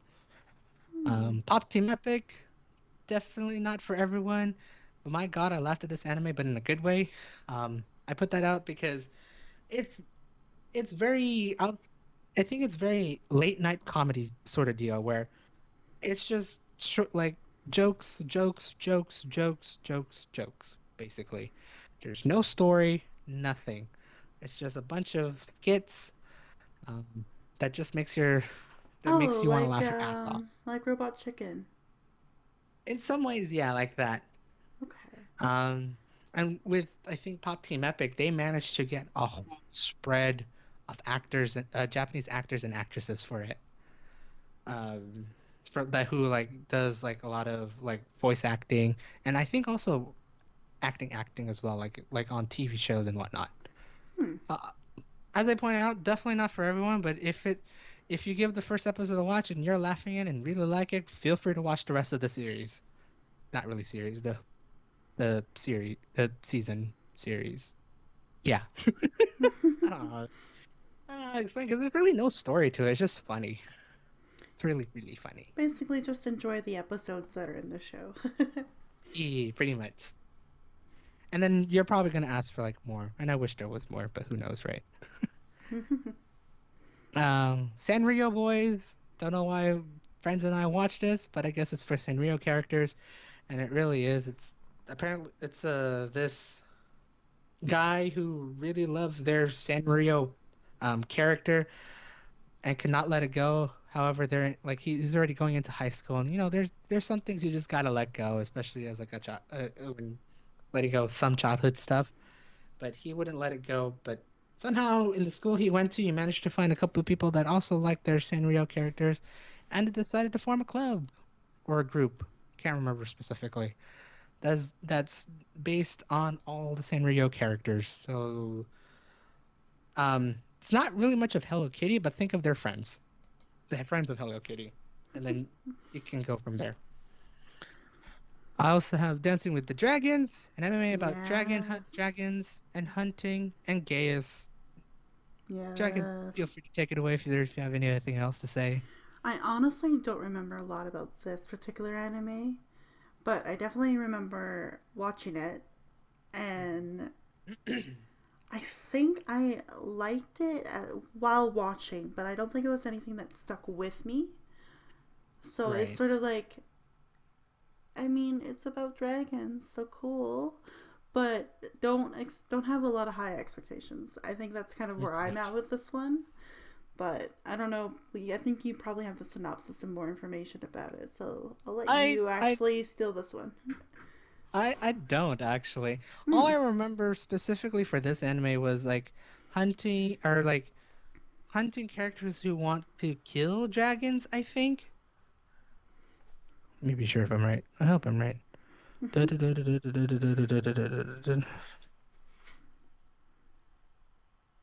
Yeah, so it's like there's like they're like these two characters who are like hunting any dragons that might be like creating havoc in town, but also preventing other hunters to kill these dragons because they still want to maintain peace within it. I just remember it being an interesting action anime and nothing less than that. Yeah, pretty much. What I recommended, give it a watch, but that's about it. Like, if you don't like it, that's fine. It was fun to watch it while it was being simulcasted. That's how I remembered it. And also the names. Fuck the names. Oh, So many names that you cannot pronounce. I say give it a. that's probably also why like I probably didn't stick with me because I can't remember the goddamn names. Yeah, it like out of like all the animes with really complicated ass names, this is one of them. Definitely. Then I got Scope's bookseller Honda-san. Yee. Funny funny comedy of working at a bookstore. Actually based on a real life person who wrote the manga, apparently. Mhm. Really funny, like really funny slice of life comedy about just a day in the life of the bookstore, just with different characters because that's how the creator wanted to write it. Rather than using the actual coworkers he worked with, he decided to give them a personality of some sort. And a costume. Yeah. I think I just remember laughing of like some of like the references and like the ways they tell like how customer interaction, all that fun stuff. It's great. Yeah. Then I have Zombieland Saga, an idol anime with zombos, girl zombos, actually getting a second season that has probably started this like just this past week. Um, it's like one of those idol animes that I didn't expect to watch because it's definitely an idol anime, but it's pretty funny because it is with zombie girls, girls who actually have died. First season is basically telling their whole backstory of each and every person, each and every idol girl there, of how they lived and then how they unfortunately passed. It's pretty deep, but it's pretty fun, good series. Can't wait to see what second season is all about here. Um, Rising of the Shield Hero. Little Mhm. synopsis for the little like backstory for this one. A friend did recommended this series to me back when it was a light novel. He told me like the whole synopsis of the light novel was like pretty interesting, but I didn't really get into it. And then after that, it got announced to be an anime. I think I remember messaging my friends like, "Hey, it's becoming an anime. God damn it, I should have read it." Literally, this is what I told them. Mhm. I watched the anime and got hooked real quick. And then once the first season ended, um, I read the light novel to the ninth book. Now waiting for the future seasons, which has been announced. Hopefully, we'll get the second season. Maybe I think at the end of this year is what I'm hearing in 2021. Ooh. So yeah, if it's one of those isekai animes, just like Sword Art Online, I did want to put this as honorable mention, but I feel like it's too new to put it as an honorable mention at the moment. However, it's a really good series. Some people may say it's overhyped. I I could kind of agree with that, but I liked it because it was recommended to me before, and I could see why it was really good when I watched it and read it. Hopefully, I'll read more of the novels. I've been meaning to do that, but I haven't since like 2 years ago. Mhm. And yeah, for me, because I don't really get into it with my episode, for me, it took me a bit to get into it because there's just something about the main character I didn't quite like at the beginning. Mhm. And then like I always tell Spam that I always give a show like 3 to 4 episodes. Like that's kind of like I'll really try to see if there's a plot or something I can get hooked into it like further. And boom, it was exactly the fourth or like third or fourth episode where I was like, okay, this interesting character deep down does want to do something good. Let's see if he can do it. And then I was like hooked Right. after that. Definitely. Yeah, because it's like the intro to this anime, it's like it started off well and then it tanks down. It goes very downhill for the main character where there's going to be like a bunch of angst, like like something that, may not be for the lighthearted. Definitely not for the lighthearted. But man, I ended up just like learning a lot from that anime. I feel like this should be honorable mention, but this is I feel like it's too new. I can't wait. I want to see once they've started animating the rest of the other seasons to see if it's going to be an honorable mention for me. But yeah, no, like I got into it. The story writing was really good. Mm-hmm. Um, just the characters were actually pretty amazing as well. Didn't like our antagonist because holy crap, if when they mean antagonist, they really mean antagonist. They show no mercy. Yeah, if you want to see like something like a show with a good villain, and like not just like like your Disney villains or like your Marvel superhero villains, like a deeply like well thought out villain like Shield Hero, go for it. Definitely. Like they pull off no stops to insult the main character. They pull off no stops to abuse the main character and all that stuff. It's something. If you haven't watched it, I'd give it a watch. If you like it, go keep watching it. Give it Because three to four it's pretty episodes. That's my recommendation. there we go. I almost forgot that part. I would also give that recommendation to also Demon Slayer. Um, it's an action anime that I didn't expect to get too popular, but then I could see why once I started watching it. It is just as slow as Shield Hero, I'll say. Or actually, maybe not as slow, but like it's slow for Demon Slayer, probably not as slow as for Shield Hero. Would you say it's slow in the beginning for Shield Hero? No, because like the premise and the story of it is interesting. I think the only thing that turned me away from it was the character because I was like, okay, cool. We have this like story. There's like this the whole like special thing about these certain people. It's gonna be Hmm. interesting. And then like the main character that we follow for the rest of it was like, okay, bro, like I don't like you, because to describe sort of how I felt was like if you've ever seen like a streamer for the first time, like a new streamer who becomes like a bit of a tryhard or wants to like go over the top of things, or he loses so badly that he just wants to give up or like not give a Hmm. fuck. That is kind of like the main character a little bit in the beginning, and then like eventually like as he gets settled and like the story moves on and like you keep following the plot, it's like okay, he's gotta do something to change, man. Like this is Right. cool. This is really cool story. Come on, main character, I'm pulling for you. And then like he does it for me in like about 3 4 episodes. So Got it. I will say the story's interesting. The premise of it is really neat. Uh, just I didn't like the main character at the beginning. That's the only thing with me. That's my personal thing. So I recommend watching it. See if you can get invested in the story, and if you can't, no worries. But yeah, the story is cool. The Yeah, premise is cool. definitely. I definitely agree with that.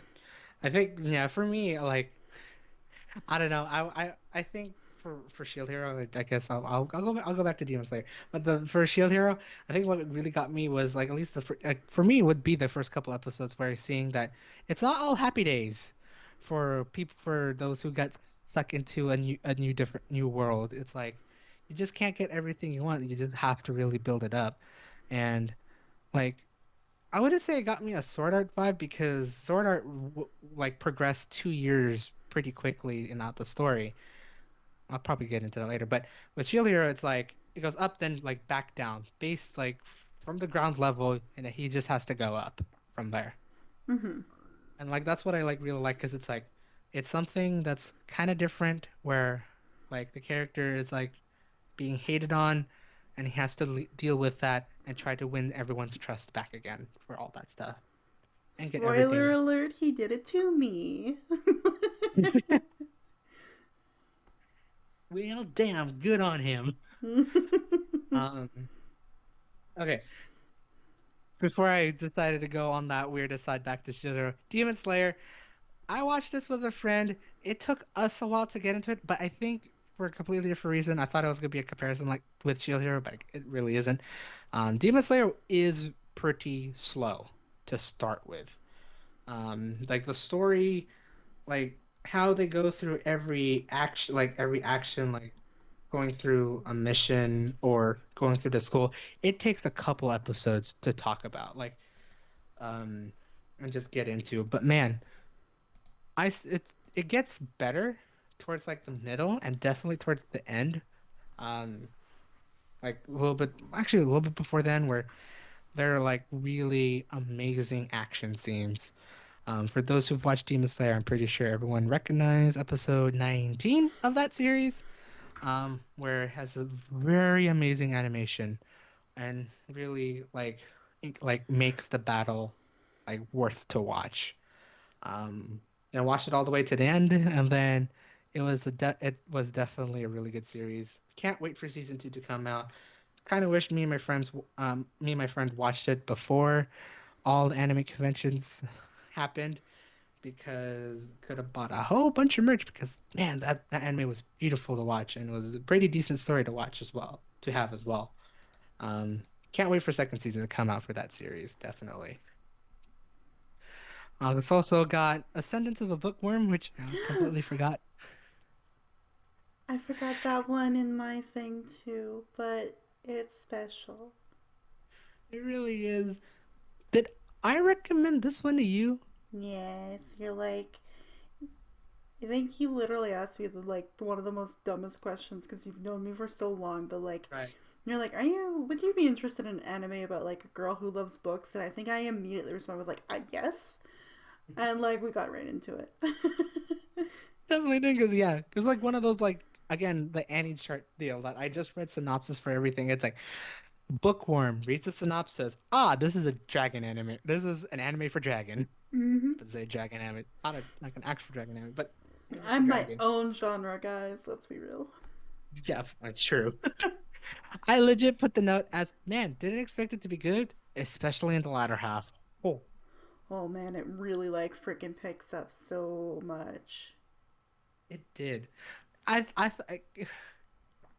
I I got like a sort of no, I can't say I was gonna say it'd be like a Charlotte vibe, but No. like in a good way, where it's like complete slice of life sort of deal going on a day by day basis, and then suddenly something happens. Yeah.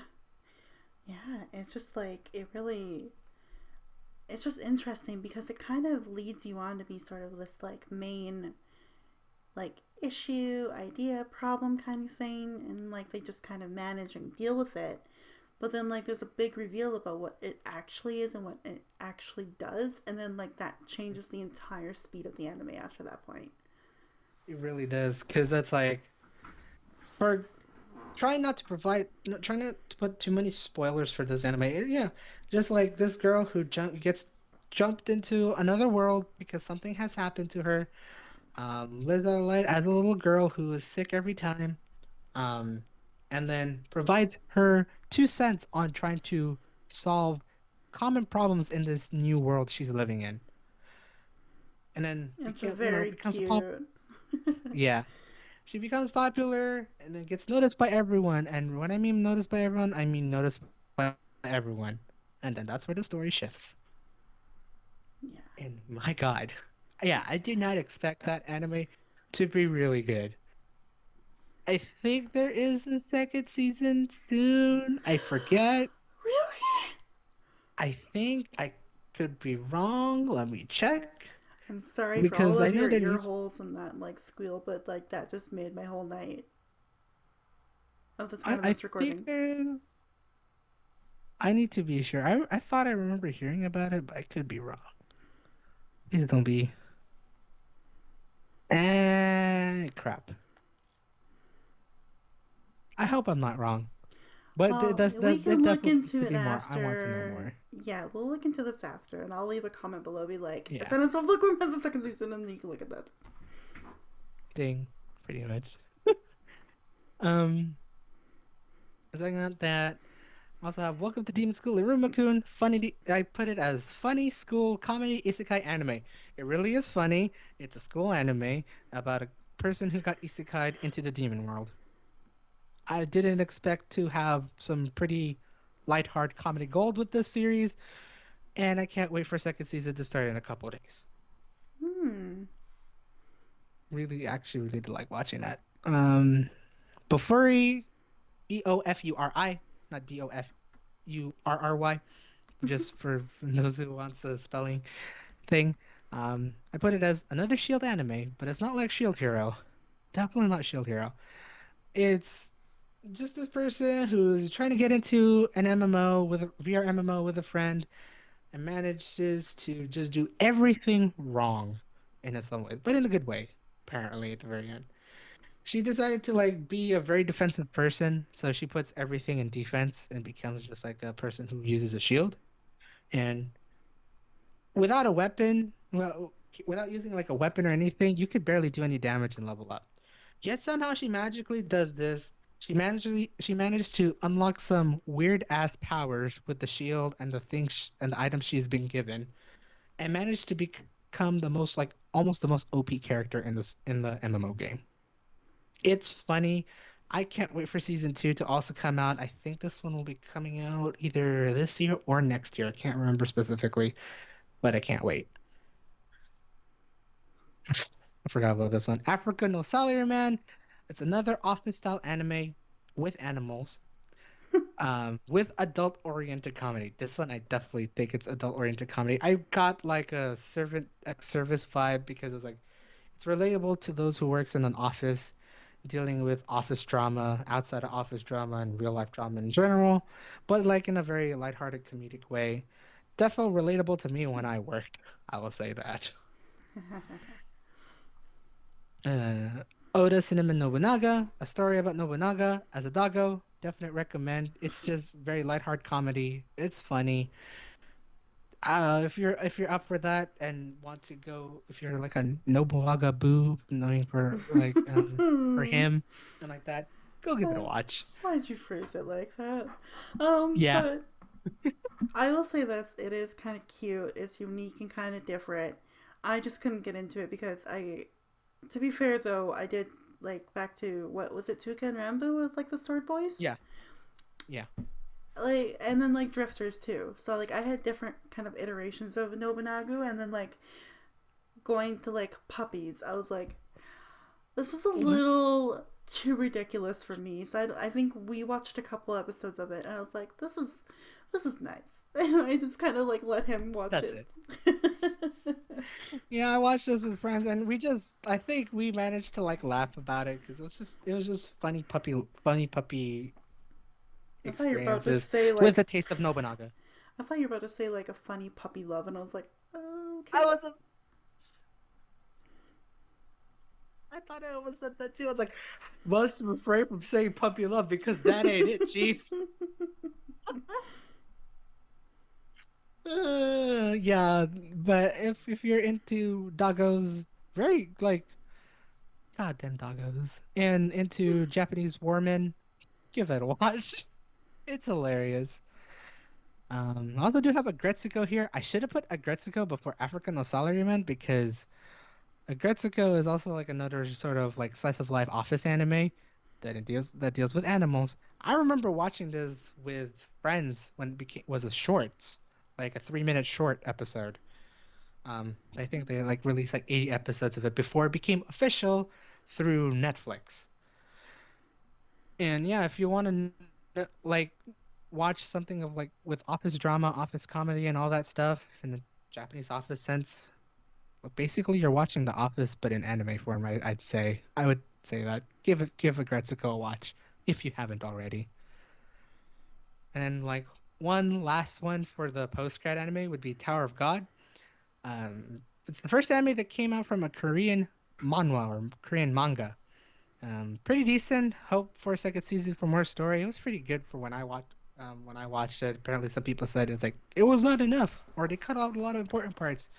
For me, who just watched the anime, it's like pretty good. Can't wait to see more of that series and hopefully more manhwa series as well.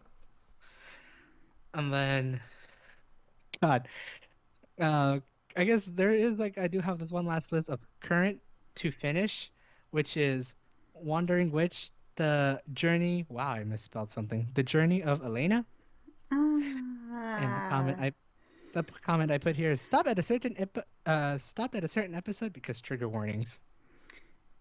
yeah, which the anime and episode do not provide. But it basically starts off as this like interesting little like-hearted like anime about this like little cute witch who's like oddly enough like pretty powerful and like kind of unique and wants to be like the best witch possible. And like so you're like, okay, I'm sold basically. And then like she does like all these like all each episode's like a new adventure basically for her. Hmm. But then like you it gets really lighthearted, then it slowly kind of develops into more like serious issues she develops or like gets involved with. And then it just like boom, like suddenly there's just like, okay, um I finished this episode and I'm really not okay. So I don't even know like what episode number it is, but it's definitely getting closer to the end of it, isn't it? Yeah. From the looks of it, it was like around episode 9 that we fully stopped, and there was like about like 3, 4 episodes left. So yeah, it was like pretty much close to the end. But honestly, I could see why that episode. Oh, I did not expect that. That's when we turned to watch things like Ikipikuro Westgate Park and like the Royal Tutor because we just needed something like completely different because we needed like a break. But I will say I do want to return to it eventually Eventually, yeah. I because we think were that. like hinting at like some really interesting like foreshadowing things that we were both like making guesses about. So I do want to like see if like our guesses are correct based on like the little hints they dropped throughout. But yeah, there's like a really I'm gonna go to SAO for real quick because like every season of SAO, there's like that one or two episodes that are just like, oh, heavy. You kind of need like take a breath or something afterwards, especially in Alicization Oh my um, God, yeah. episode 10, where like I remember watching that one with him and I was like, I am not okay. This is not okay. Nothing is okay. And like I felt the exact same way after episode 9 of Elena. So like Yeah. I will give you guys that warning. If you're not like emotionally in a good place, or if you feel like pretty low and crappy and like you're not ready to see something like this, then please don't watch this episode. Yeah.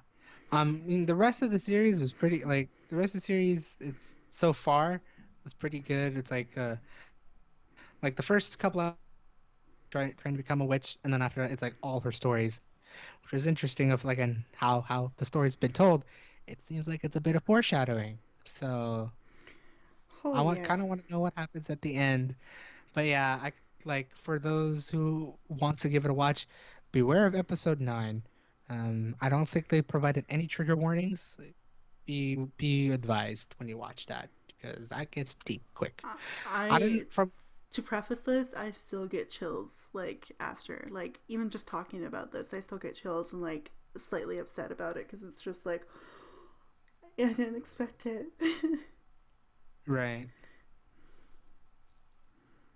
But yeah, Yeah, it really good was. anime, really interesting, quirky little character, but whew, take some turns.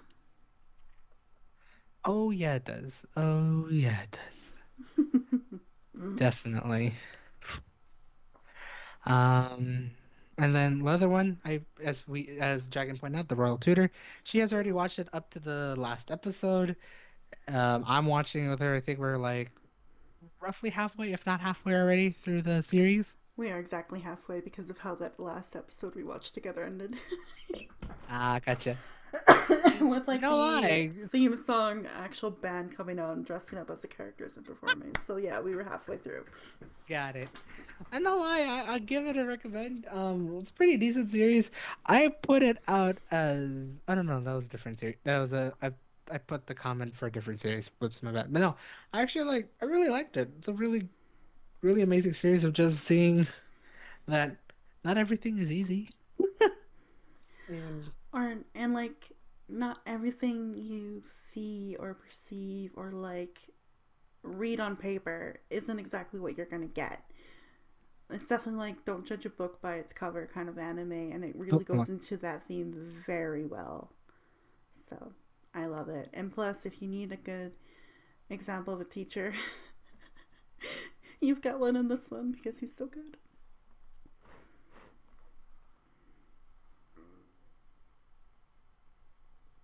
Um, yeah, it's so good.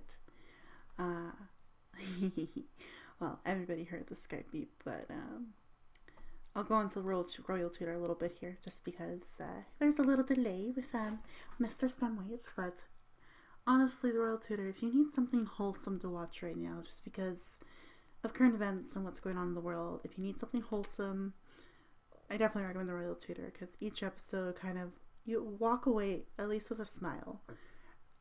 And I definitely feel that way with Royal Tutor. Like every episode is like, oh, okay. And like the initial responses at the beginning were definitely like that, like, oh, all right. These characters are interesting. I'm gonna carry on. Yep, carry on. And then basically after the first couple episodes, I was like, oh, okay, smile. And just constantly smiled throughout. It's really good. yeah. No, like I've really like I didn't expect to really get into it. I thought it was gonna be like, oh, it looks like these like stuck up kids, really, of like Mm-hmm. a family just trying to like do their own thing and like that. But no, I could see it being like completely like, different. It's like this tutor really wants to teach these kids things, or like normally teach, but also teach like the ways of the common folk, really. Yeah, the common folk, how to be human, and also sort of do prepare them for like the royal throne, because royal tutor, that's that kind of like setup, right? Right. I will say this for him, because like he is still currently watching this with me. We are getting into some more. This is another anime where there are some like heavy, deeper things that do come into play very soon. Um, but it's nothing like trigger warning. I will say it's more of like, oh shit, they went this way. Okay, well, how are they gonna get out of it? And you just Mm. all I gotta say is believe in Heine, and that's all you gotta do. And this entire Yeah. anime is believe in Heine. Who is the tutor, right? If I remember Yes, correctly. the teacher. Yeah, just believe in Heine, guys. That's all you need. But yeah, if you need a wholesome thing to watch right now, I recommend the Royal Tutor. Absolutely. Yeah. And I would recommend it too. Hopefully, maybe when we finish it, we'll see if like I'll probably give a full recommendation. Even then, like right now, I'll give it a full recommendation to give it a watch if you Mm-hmm. haven't done it already. Sort of deal. And I guess like one last anime that came out recently that I think it might have just finished. I don't know if I'm right. I don't know how I got into it, but my friend and I are watching Skate the Infinity. It's SK number 8, the Infinity. Is what I It is what you think it perceives. It is a skating anime, like a skateboard anime, not ice skating, but skateboard anime. Um, with a little bit of boy love. That's what I pointed out. Hell yeah. Apparently, it's from the same creators as Free, the swimming anime. So yeah, we'll see. I haven't finished it yet, but it's pretty decent with a storyline. Apparently, I think it's an original series. That's what I'm hearing. Um, I haven't done full research on that anime, but I think it is original. It's a really good story that I've seen so far. Um, and yeah, what else? Well, there was like one last thing I put. Well, not really, but kind of good original. Yeah. So it's a definite like it's a really good original anime that my friend and I have been watching. Um, don't know the ending as of now of the terms of recording this podcast episode, so hopefully you guys don't tell me anything yet, but I don't think you will because I think by the time this comes out, I might have already finished it with my friend. Sort of deal. Um, and that's pretty much like the majority of the anime, except for like the notable few that I have put out there. So I guess we could like really fully talk upon it. Um, Let's get into the big few that I've been mentally noting in my head that I'm like, he hasn't brought this up yet. no, I haven't, Hmm. and I think these are like the ones that are really turning points. Which, oh, hold on. Oh, yes, of course. Um, I'm going to give you a hint at some of these big ones that we've kind of hinted at and referred to. SAO, Attack on Titan, for sure. I know he probably has additional ones because he's way into anime, as you guys can tell. Very long episode today for the podcast, but you're welcome. And I'm gonna say Yuri on Ice because he didn't bring that up yet, and I think he needs to. Oh my God, I did miss that out actually. So, So in my opinion, Yuri on Ice is a big one. There you go. it's funny because I apparently did miss it because I put it between Manga Sprite and Drifters. I think that's why I missed it. mm. Um, it's not my big honorable mention, but it is actually it's an honorable mention in a funny way. Um, for those that doesn't know Yuri on Ice, it is an anime with ice skating. It's actually pretty cool to watch. Don't get me wrong, even though the guy, it's pretty cool to watch. But all I remember when watching this anime, or when we were watching this anime with my friends, was we watched it when the election night of 2016 for the United States came out. I legit turned off everything from Twitter, news, and all that stuff, just to binge watch Yuri on Ice, and then suddenly get into it. I will say that this anime definitely got me into like a couple things, especially for katsudons, which is a katsu bowl with rice. But this anime, man, um, like it has a pretty damn good soundtrack. It has pretty good animation. It made me really learn about ice skating a lot more and ice skating moves all of a sudden. Would I try to perform it? No. I want to point out that like he did watch this with his friends, but he also watched it with me. And a little bit of context for me is like growing up, my gran watched a lot of ice skating, so I was like, oh my god, this anime is actually accurately like portraying like the moves and things they need to do in ice dance. Whoa! And so like he learned a lot from me. I yeah, I did. I do want to point out I had an influence a little bit in this anime. Thank you very much. And yes, it's very gay. Yeah, it's very gay, definitely gay. Um, I the only like past experience that I had with like prior to Yuri on Ice, I did watch like a little bit of like ice skating, just a wee bit. No lie, it did get me interested just a wee bit more watching ice skating for like a good year. It was just like seeing the moves and then actually seeing some of the moves being executed in real life. It's really awe-inspiring. I'll say that. Yeah, it definitely is like much more like physically demanding sport than you realize like after Mhm. how much it takes to land that quadruple and like all those things, right? So like Yeah, there's definitely a lot of an appreciation for it. And Yuri on Ice, it is absolutely a ridiculous, silly little anime, absolutely. But when it comes to the competition and the actual show, it's really well done. it is. It really is. For again, for being an original series, yeah, it's pretty on point. And if I remember correctly, I think Yuri on Ice is made by the same studio who also made Skate and also made Free. And oh my God, these guys, the animation studio, ooh, they got it down. Mm-hmm. But I guess back to the honorable mentions, right? Because yeah, she pointed out there's some animes that I have yet to list here. I have kind of like briefly talked about it like that, but this time we're definitely gonna go really into it. One of the ones that like really popped out to me the most when I was watching anime the first time around, like really getting into anime, would be Sword Art Online. Yes, it was definitely overhyped when it came out the first season, but this was a series where I've actually read the light novel after the first season ended airing. For some odd reason, I was really hooked onto that story. Um, just of like figuring out the main character going through various games and then manages to get it commingled with his very crazy real life. And my God, damn it, Kirito, stop getting into weird shit. I swear. Um, Oh, but he faces all of that later. Don't worry. oh yeah, and I guess like the little backstory to this, I was very hesitant to watch this because I knew it was going to be an overhyped series because a lot of people were talking about it during the first semester of college, including my friends that were like talking about it's like, ooh, hype series. And we were seeing online, ooh, this is a good series, this is a good series. I was hesitant to watch because I didn't want to be one of those people to like really get into it. But then I finally watched the first episode. It's like, okay, this is pretty decent. Watches the second one, the third one, the fourth one, and I kept watching it every single episode and really got into the story. Even when we went to the fairy arc, which was a really weird arc for Sword Art, I still got into it.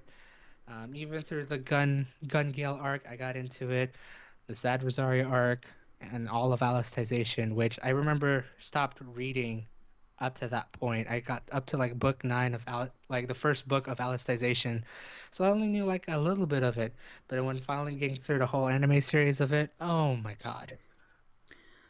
Yeah. I will say this with SAO. Like, I'm kind of in the same boat where, like, well, no, not really, because, like, I really did like the first season. Like, I was just sort of, like, blown away by, like, the consequences of, like, everything that happened to them in the first season. I was like, whoa, like, everything is, like, way heavier when you take out, like, the game aspect of it and realize how much it affects in real life. So I was like, this is okay. This is swinging me for sure. I'm getting okay. I want more. Is there going to be more? Kind of thing. And then yeah, we got presented with the fairy arc, which I did and didn't like. I did play a fairy MMORPG quite a bit, like in high school with a friend of mine. So I was sort of like kind of biased a little bit to like hee, they're fairies.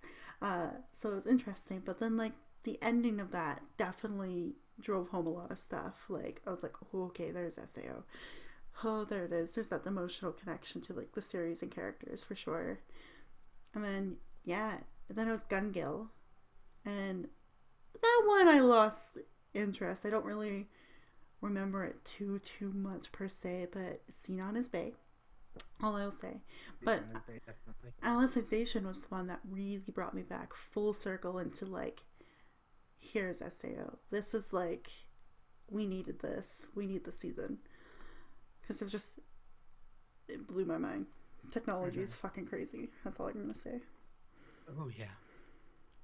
And it's funny because it's like I talk about Sword Art Online, and I always remembered when the story takes place supposedly.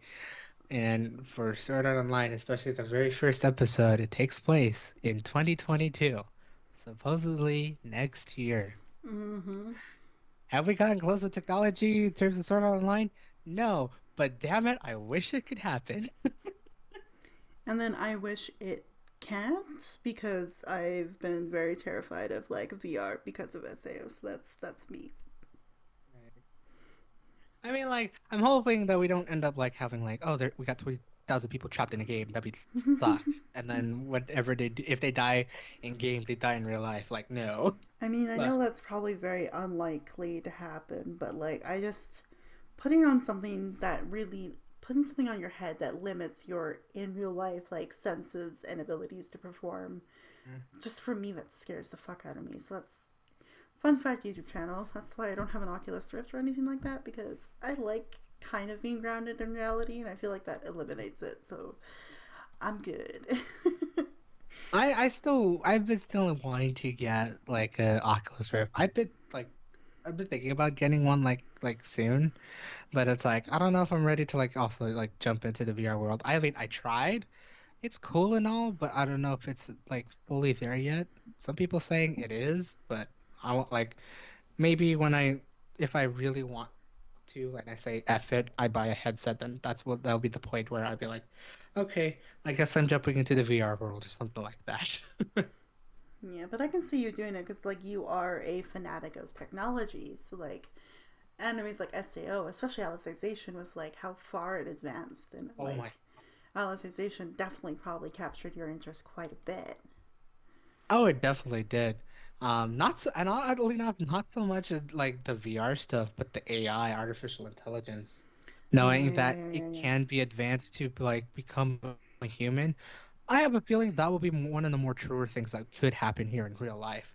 Probably not within the next 6 years, because I think Alicization took place in 2026, so actually 5 years. But it'd be cool to see. It'd also be scary to see because if AI gets way too smart than humans and then they take over the world, blah de blah de blah blah. Um, but no, like Sword Art really gave a very interesting perspective in like the technology side of life, I would say, especially coming from a person who really likes technology. Um, sure, it is all fantasy, that's all fiction, not really fantasy, but it's all fiction. But it'd be cool to see it being slowly adapted into real life. Maybe not anytime soon, but it'd be cool to see I in the future. think like what I would like to see it like. I know we're going on a long tangent about this, but like, I'm sorry, this really did fascinate me. Like, Alicization for some reason is just like phenomenal for me. But if like this using technology in like a good way, like that's definitely like the lessons we've been taught throughout like many animes, many TV shows, movies, things like that. Hmm. What really got me about Alicization is like if this could be used medically wise to save someone's life, like that would be amazing. Just to like capture someone's entire like consciousness into like this thing that can like basically heal them well a bit, Hmm. and then like return it to them and then like see what happens. Like there's some really cool things about that. Like, and I don't think that's really a spoiler because I'm not saying like what happens to who, but like there's that they toy around with that idea quite a bit of like, ooh, maybe like this could be used medically to like help things, and I'm like, ooh, ooh, ooh, that would be interesting. Right. Like it would be like, who knows? It's like, yeah, if like someone passes, right, but you manage to capture every single memory, every single thing they've done, even their thought process like that, and just put it to something else, like say a robot or something like that, and then make a brand new character who probably can live like another life just in a different mechanical body. That would be cool. That'd be amazing. Again, something that may not come out in the near future, but I wish it does, because that's like, that'd be some pretty sick ass shit, actually. Yeah, absolutely, especially with what we're dealing with right now. Oh, yeah. Oh, yeah, definitely. Yeah. Uh, Foreshadowing? Not the no, god. but you could tell SAO has definitely left an impression on both of us with like Hmm. just the advancement of technology. But I also really did like get involved with the story and the characters. The characters mainly. I won't say like the story per se, but the characters for sure. Because even if like the seasons were not that great in SAO, you still remember the key characters and the key players because that's usually what sticks with people anyway in any kind of form of media or entertainment. But Right. yeah, like that's like I said, I didn't really like Gun Gale too much, and yeah, I was surprised when they brought in elements of Gun Gale in Alicization because I didn't remember shit when that happened. I had to go back a little bit and be like, what happened in Gun Gale? Uh, but you do remember key characters. Like I remember Sinon very well, and I loved her so much. Hmm. And then the fairy arc, we had like um, Kirito's sister and like others kind of join in there, and like some other people from Hmm. like the first season of SAO, and you're like, yes, characters, characters, characters. And so for me in SAO, it was definitely the characters, and then Alicization was basically the entire storyline and the technology used blew me away. Oh, yeah. Um, I think the only reason, I guess, like one last final thing, like the only reason I got into like I was okay with Gun Kill because I actually read up on that one. I know, like it really interests me, like just reading how the action scenes took place, just reading it, and eventually when the anime came out, I was like, ooh, I'm ready to see how they animate this. And I was like, it's pretty on point, pretty decent. And but that was like really the only thing that got me in Gun Gale. But everything else from the beginning and especially Alicization, ooh, I didn't expect like the storyline to really be that deep. That could like concise very descriptive and all that stuff for Alicization. That's what I think really got me back into Sword Art fully, and what really reminded me of everything of Sword Art. Um, but yeah, that was one of them. The next one, I don't know which way I want to put this in order, but I feel like I'm gonna do it this way. I'm gonna Mm-hmm. probably hate myself for it, but next one we're gonna do is Attack on Titan. I put it as definitely overrated. It's probably just as overrated as Sword Art, if not more. And More. more. Sorry, I feel like I am probably one of the very few people out there that it took me quite a fucking long time to get into this very last season. I'm not gonna lie. Like, you could listen, ask this guy. I was willing to like stop Oh watching yeah. it at Oh one yeah. point. You legit said if episode 4 does not get me interested, and we're watching the simulcasted. If episode 4 does not get me interested, you could continue watching this with by yourself or with a friend. That's how. Oh. Yeah, like it just for some reason like the way it started and like the way it continued and like I was sort of Hmm. like, what the fuck? Nope. Right. And then like that's where I really felt the overhypeness of the anime. By that point, I was like, okay, they hyped this up quite a bit, Yeah. especially when it was I called the final season. Like, oh, okay, Right. And like I think this one really like for being overrated, it definitely is. Especially if you're not a manga reader. And I think a lot of people from like who read the manga says it's like, man, this anime sucks. Let's read the manga. It's like, well, no shit, Sherlock. Manga like the original content's always better. But they have given it praise that like of how everything what they saw in the manga has been beautifully animated throughout the many uh animator studios that have done it. They said it's really good.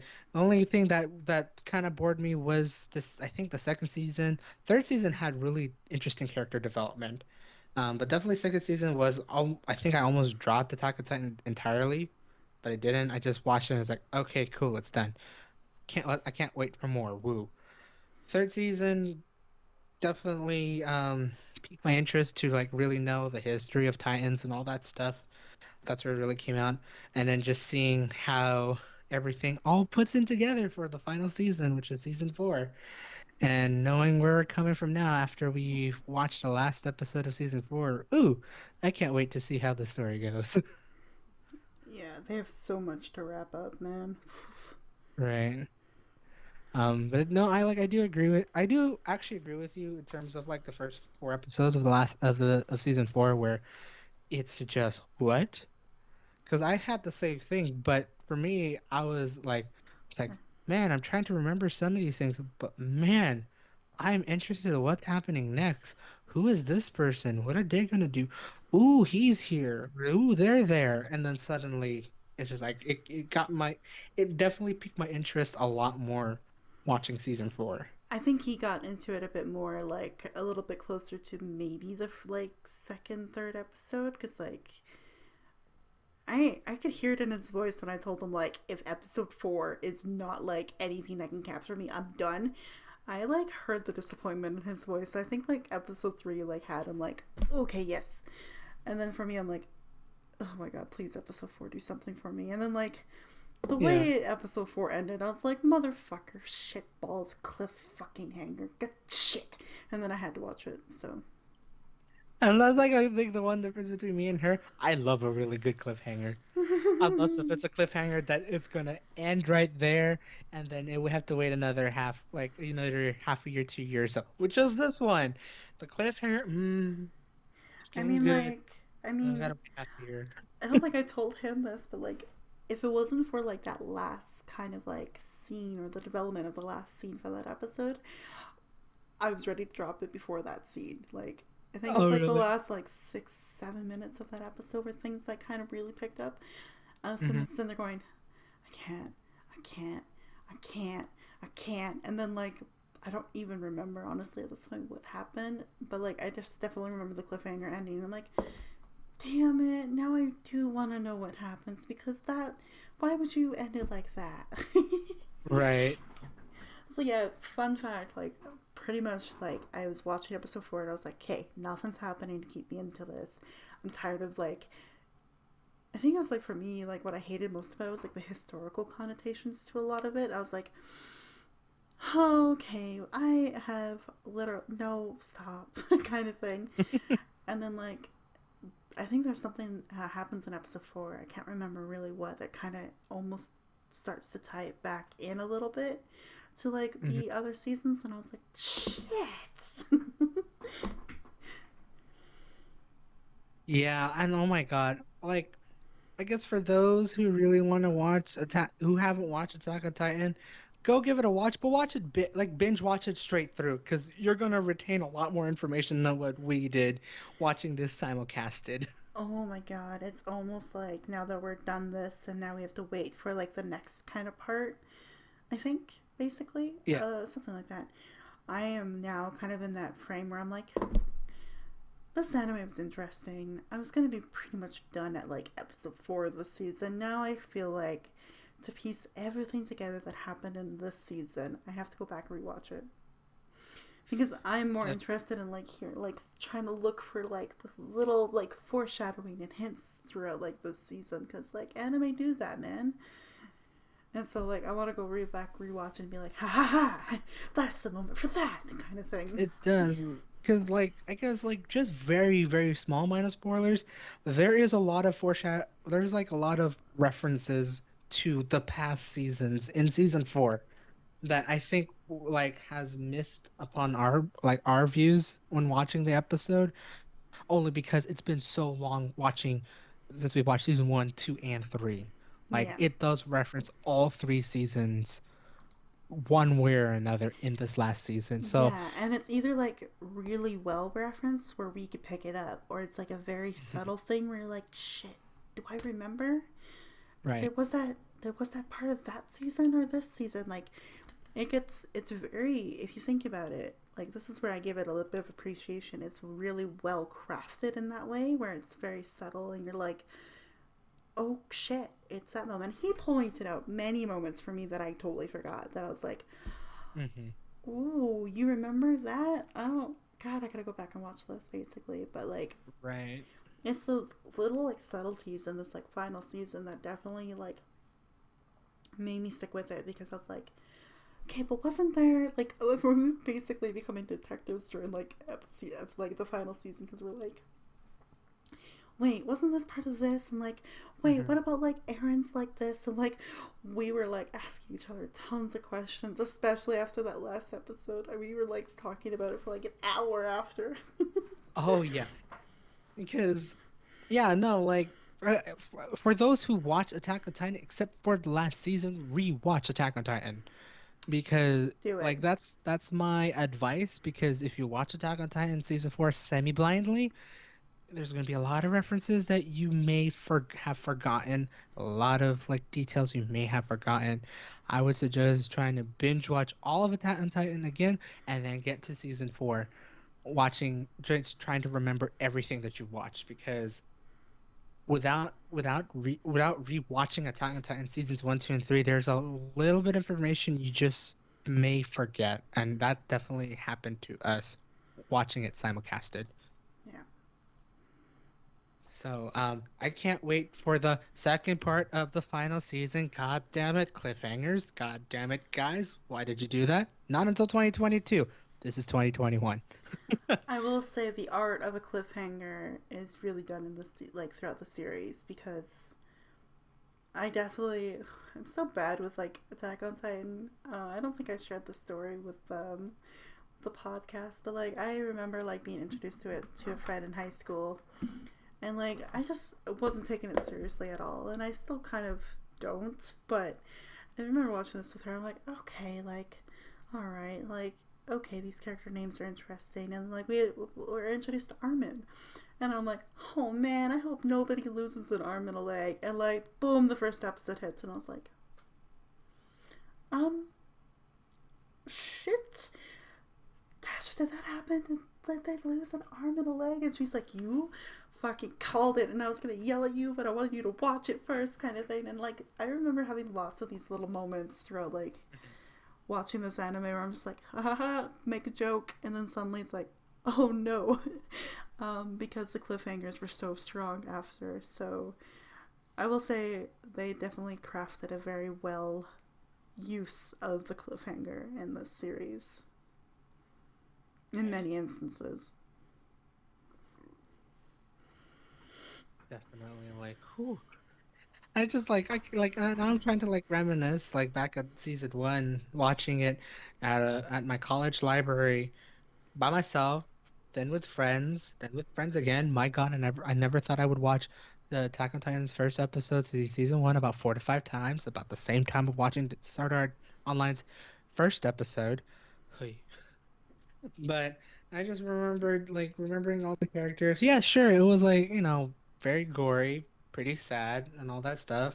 And then you just get to like the training arc of sort of deal with Sasha the Potato Girl and all the memes and all that stuff. And then just thinking that, oh, they're here to kill Titans and then try to make way with their life. And then suddenly you start watching the second season, it's pretty much about the same thing, maybe learning more about the Titans and all that stuff. And then you get the third season, which has like a whole bunch of more backstory, which a lot of backstory that could probably change your mentality of how everything goes throughout this whole series. And then suddenly the fourth season, holy crap. So it's a very huge roller coaster, especially for those who've been watching it simulcasted ever since.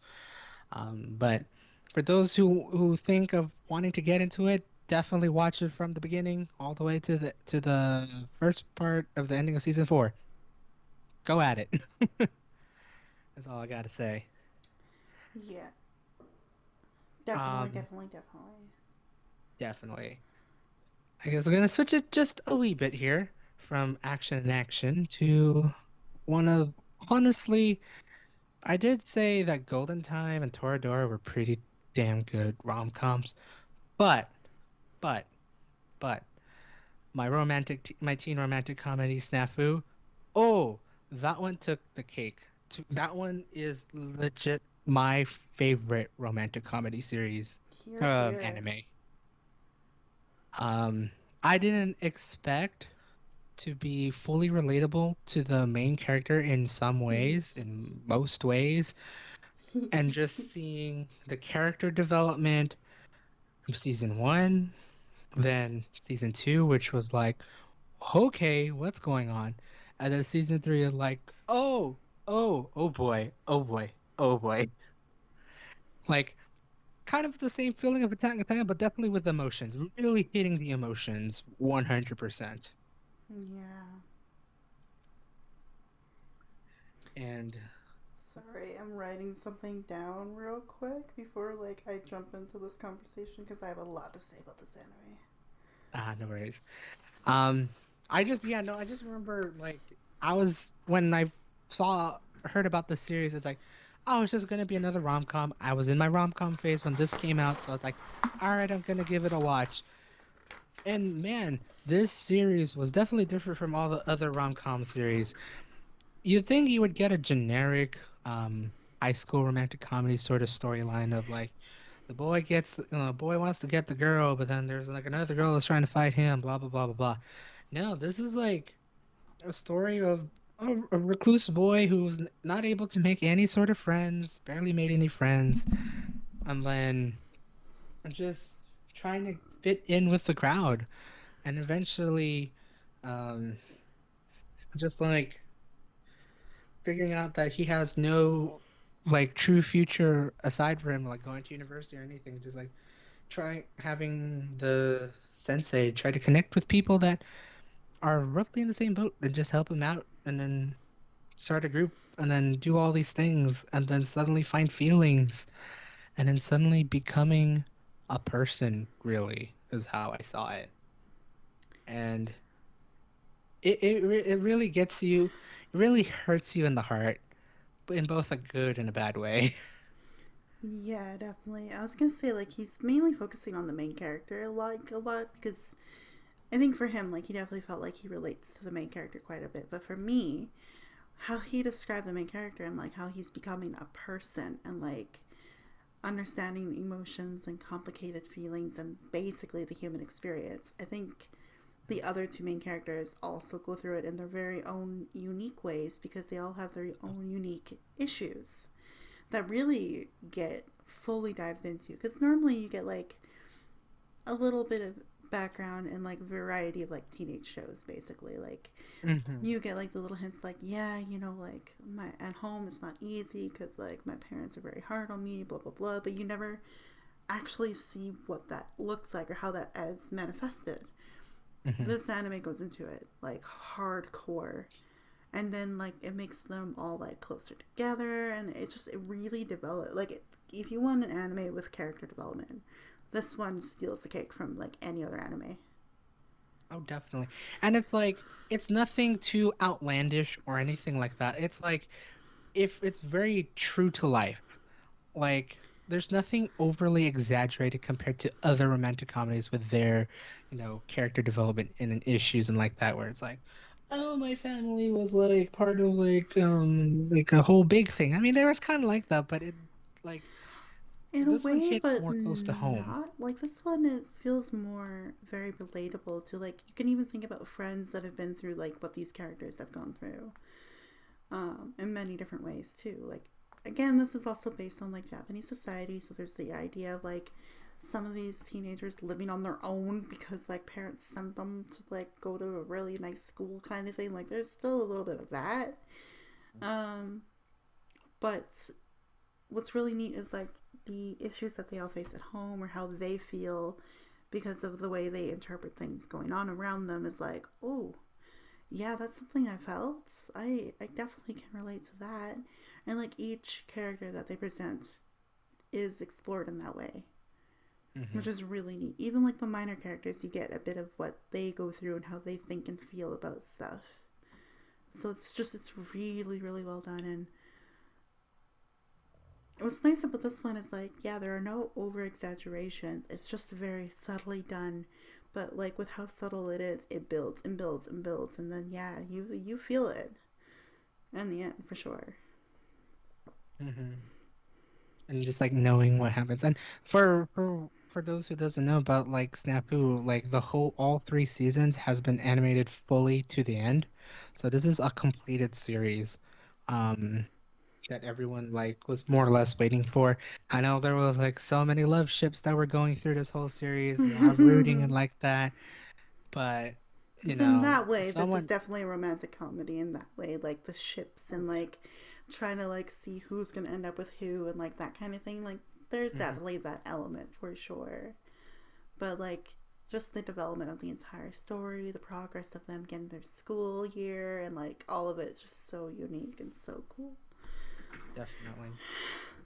So for those like who have putting this on their radar and just want something that is, I'd say, very like as close to true to life with issues and experiences as possible, give Snafu a try. I would say it'll probably get you in pretty easily, um, if anything, because man, the story, it's a really good story.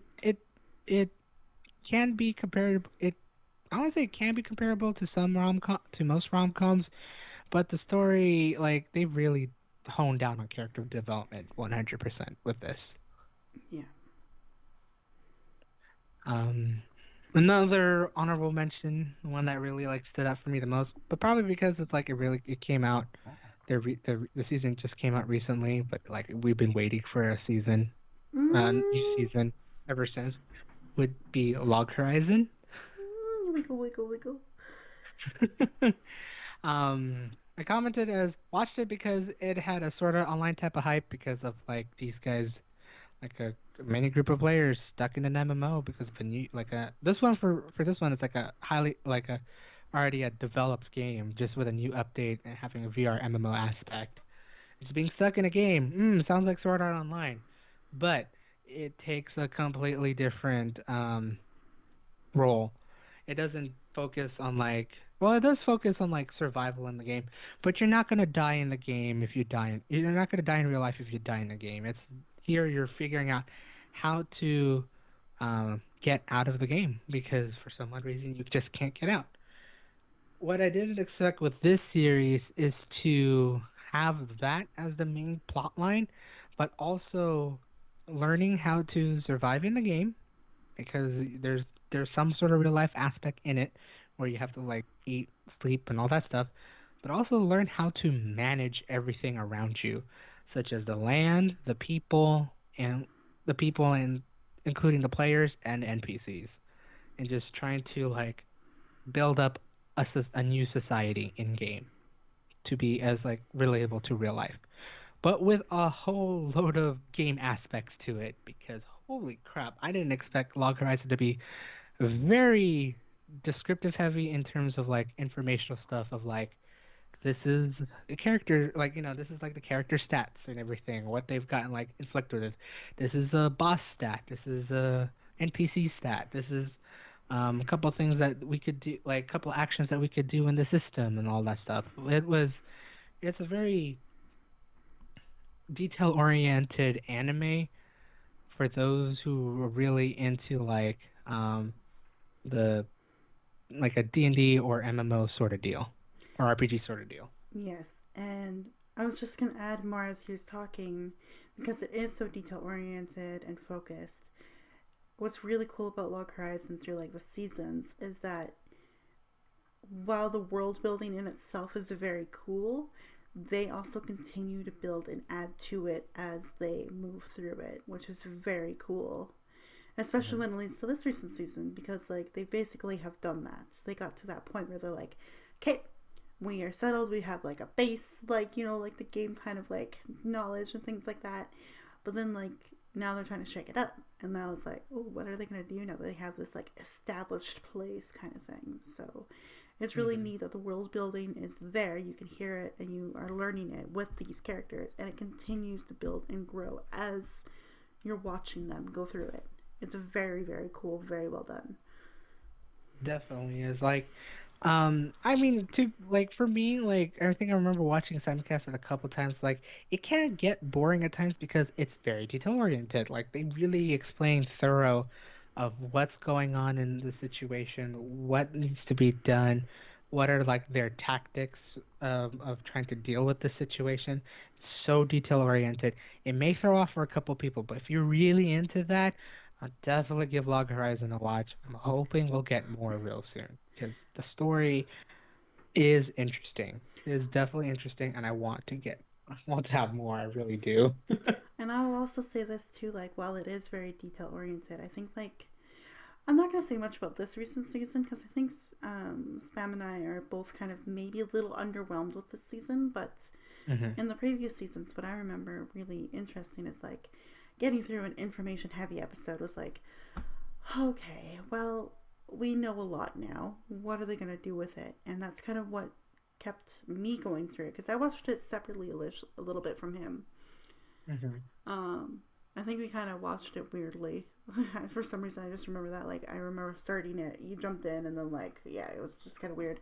But I remember watching it going, okay, that was. Alright, now I know a lot more about, like, the game and the servers and how that works, or whatever. Now I'm like, okay, but like now what?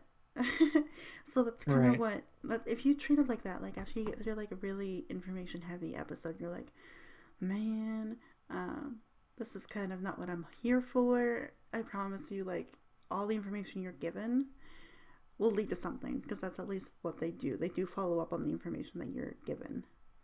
Usually, Right. usually. Usually they do, but like yeah, they actually do something with the information they've been given, with what they processed and everything, and then eventually the next episode's like, all right, time to execute it. Like especially for this latest season, it's like, ooh, like we've heard information that a raid boss is coming, and then like, ooh, maybe we should at least practice, how to deal with a raid boss because they're leveled up, and suddenly, okay, execute that all together and see what happens, right?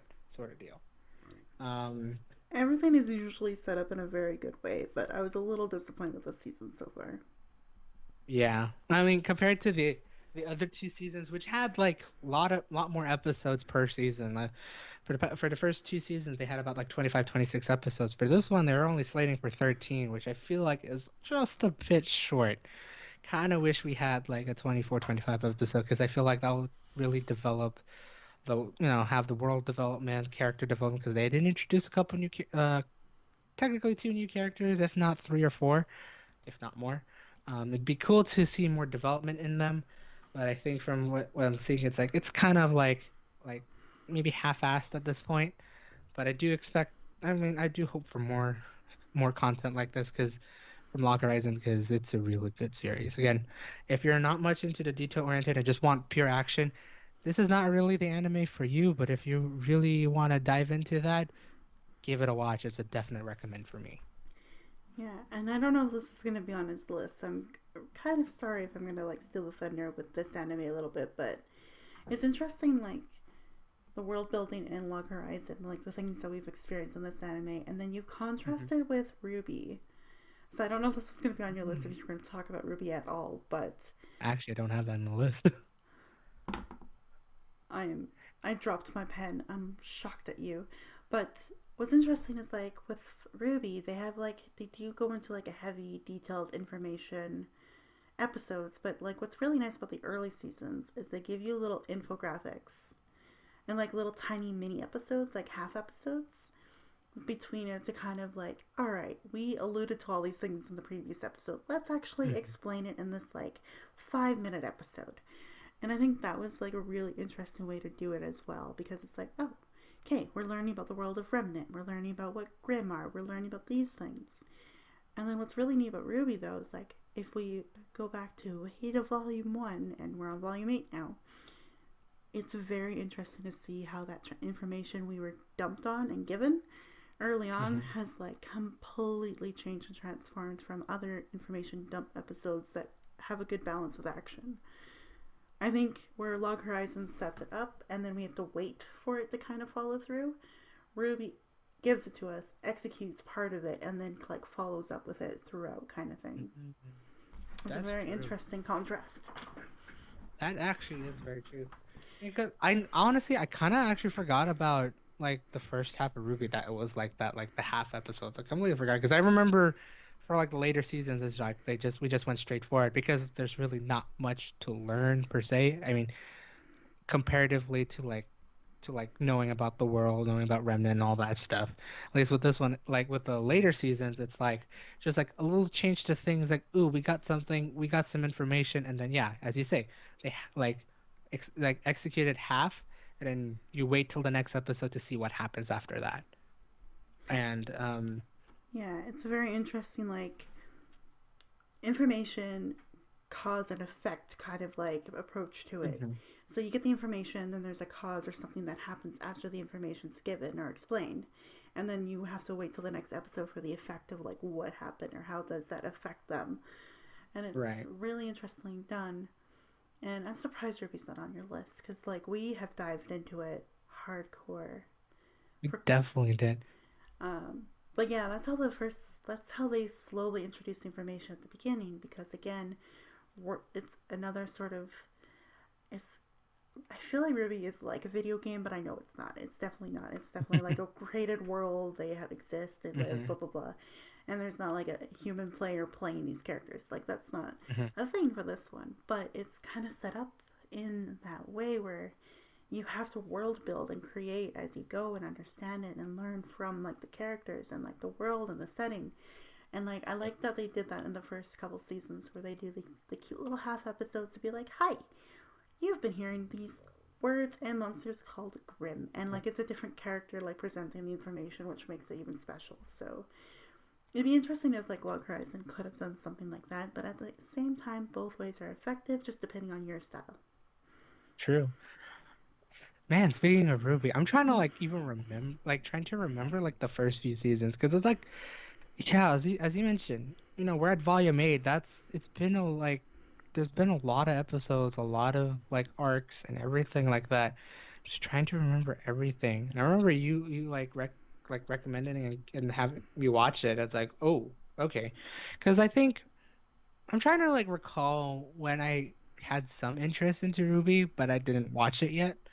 I think like there was like a couple of friends that were talking about this on like Facebook and like that was like saying, "Oh, Ruby's amazing! Like the scenes are getting better and all that stuff." And it's like I've always been curious, but none of my friends wanted to watch it until I met with you, and then I think when we were like watching like a series of anime, you said like uh I think at that time you already been watching Ruby, right? Yeah, I think I was on volume 2 going on to 3, but then I stopped because I was like, wait a minute. Are you interested in this? Because I kind of Mhm. laid it out as like, because I knew he knew a lot about animation studios and things like that, but I was like, okay, this Mhm. anime is a North American animated like story, Right. and it's from the company Rooster Teeth, which I know is like a pretty like, if you're from here, you know Rooster Teeth basically. Oh yeah. And I think that's what caught his attention initially. Was like, oh, Rooster Teeth, okay, like they do like Red versus Blue and like some of the other Hmm. shows that are really well known by them. Hmm. And so I was like, okay, want to try it? And like, yeah, what was really nice about Ruby is that the anime does start with like a lot of episodes per volume, but they're short. The episodes are very short at the beginning. Oh, right, they were. But then, like, as this information and like the world building and the story and the characters developed, they began to expand the length of the episodes, but then shorten the seasons. Yeah, you're right. Like there's just some things I keep forgetting about, like the first half where it was just like a short little thing, like of just like to some extent just being a day in the life of like going to school and all that stuff, trying to learn how to become a hunter, a huntsman, and just like preparing for all that stuff, and then suddenly, uh-oh, like plot armor. The story is starting to pick up, and then eventually it just gets more deeper and deeper and deeper, and suddenly Yeah, because like it gets. I will say this, like volumes 1 and 2 are quite slow. It does take a little bit to kind of get into like, all right, what's the purpose of all this? Like, what's going on here? But then like I just there's always like that. If you guys watch like a lot of anime, he's watched a lot of anime obviously, but there's always that one finale at the season, at like the end of a season, where you're like, uh, what? Like you Yeah. start like panicking because you're like, okay, all these things are leading to this, and then like you have tons of thoughts. Like I remember, I think it's season 2 finale or season 3 finale. I can't remember right now at this point for Ruby, where I was like, oh my god, but they're not ready for this, and like how are they, what's happened? No, like they're still students. Like there's a lot of that kind of like thoughts, and then suddenly right after that, boom, it just super picks up from there. So I will say It this: really Ruby does. starts off slow. It almost becomes like a slice of life for a little bit there. Like it's a school environment. You learn about all these things, their abilities, how it all works, blah blah blah. The quirky professors, all that kind of stuff, right? And Hmm. then, yeah, then like finally, like, boom, they're hit with something really really big, and then it just extremely affects them, and then it really picks up after that. So like Ruby is slow to start. Hmm. It's really funny though. There's a lot of humor in this series throughout, just to kind of Oh yeah. lighten the mood a little bit at times. But Hmm. it's it is a journey. I like that they call it volumes instead of seasons, just to kind of like almost as if they're writing the manga as they're animating it. That's kind of how it Right. feels. So it's really cool. Yeah, no, because like I'm just like now looking back at Ruby and just like seeing those thumbnails for season 1 and 2. I was like, man, this looks like just a happy-go-lucky, happy-go-lucky, but like feel like a happy-go-lucky series. Just like seem like day in the life sort of thing. Like sure they'll deal with some like drama shit and whatnot, and then suddenly as you progress through the seasons, it gets deeper and deeper and deeper, and it gets pretty dark, I would say the least. It's like it starts with something lighthearted and everything, and then when you're on the current season now, it's just like, oh boy. Yeah, definitely. It There's a lot of turns that this anime takes basically, and Hmm. yeah, it basically, you think like it just involves like in the school and then expands to like that region of the school, then expands to like learning about multiple other continents and places around like this world, like the world of Remnant. So like Hmm. it slowly expands out, which is like also, if you think back about that, a very cool way to like style an anime. It's like, again, you're constantly world building by expanding where each season takes place, so where, how far out you go, and then suddenly you leave something blank. Which is what Ruby's done. Right. They never go to Atlas or like Mantle. They kind of leave that blank until finally, like, we're still learning about a new part of this world to volume 8, which just blows my mind that, like, we're this far in, we're still learning more, and like more is being revealed, and like it's not a fun revelation most of the time because of like Right. where the anime has gone and where it's at now. But you know, I still like, I am always shocked at the end of these episodes where I'm like, we just learned more, and like we're volume Hmm. 8. There's not a lot of TV shows or series that could do that. Right. Um, Rest in peace, Montiom. You have created a beautiful thing with Ruby. They really did. Like this, like I never expected to watch a series that almost would never end, but it's in a really good, like in a really good fashion of like, of just wanting to know more and like that. And it always gets me curious. It's like, how are they going to end this? Because the story goes in many different ways. There's a different tangent, another different tangent, but it all plays out in the storyline of something that has been an original. Like there's no basis to it, right? Like this is an original series that has no backbone. Everything is created along the way, and it's nothing. There's no dull moments in this series in Ruby. You I always get interested. It always picks me up of just wanting like I want to know what's gonna happen next, where it's going to go. Will we reach the end or we're gonna continue on? And my God, I wonder what's gonna be like when we ever get to the end. Yeah. Like, I feel like it's setting up for it. Um, Pretty easily, just like kind of where we are with that with volume 8, like how pretty like end of the world kind of like feel it is right now. hmm But I don't know, it's just, it's such a unique anime, and what's really cool about this one, I'm gonna go back a little bit to like Ruby and Snafu. For me, it's really interesting just to talk about the animation itself. oh, Seasons 1, volume 1 of both of these animes is like, this is like cute, quirky, like almost chibi kind of style, but then like the animation itself improves immensely between all the seasons. Like it gets better, it gets sharper, the like elements, the particles, just the way like the speed moves, the movements, like it just becomes so much more sharper, and it's just so right. well animated in that way. So like if you're watching volume 1 of Ruby, you're like, okay, this is like chibi anime style, not really my thing. Like hang on until the action, because then you'll be surprised at how much that improves throughout the series. Right. And I think, no lie, it did kind of turn me off watching the first couple of like seasons because I was that kind of person who were really into like animation like that, just like seeing like clean animation like that. And don't get me wrong, Ruby has its roots. It definitely has its roots and humble beginnings and just like just getting used to animating. But oh my God. The progress through the seasons, the animation gets better and better and better. The story gets better and better, better. Action scenes are getting better, better, and better. It's worth the trip. It's worth the ride. If you haven't started Ruby, definitely go for it. Give some time watching the first couple of seasons. Just let it be happy-go-lucky. Take in some of the action scenes and all the information as you can. Once you get into the later seasons, I feel like you're gonna get into it. Definitely. Oh yeah, absolutely. It's one of those North American animes that does definitely deserve a spot because of the storyline, of the animation, and everything, of how everything has progressed year after year, volume after volume. Yeah, It's pretty damn good. yeah. Which is why I'm very glad I brought it up, because I'm very disappointed he didn't have it in his list yet. But I can't believe I forgot about it. I like looked at it, it's like, oh shoot, I did.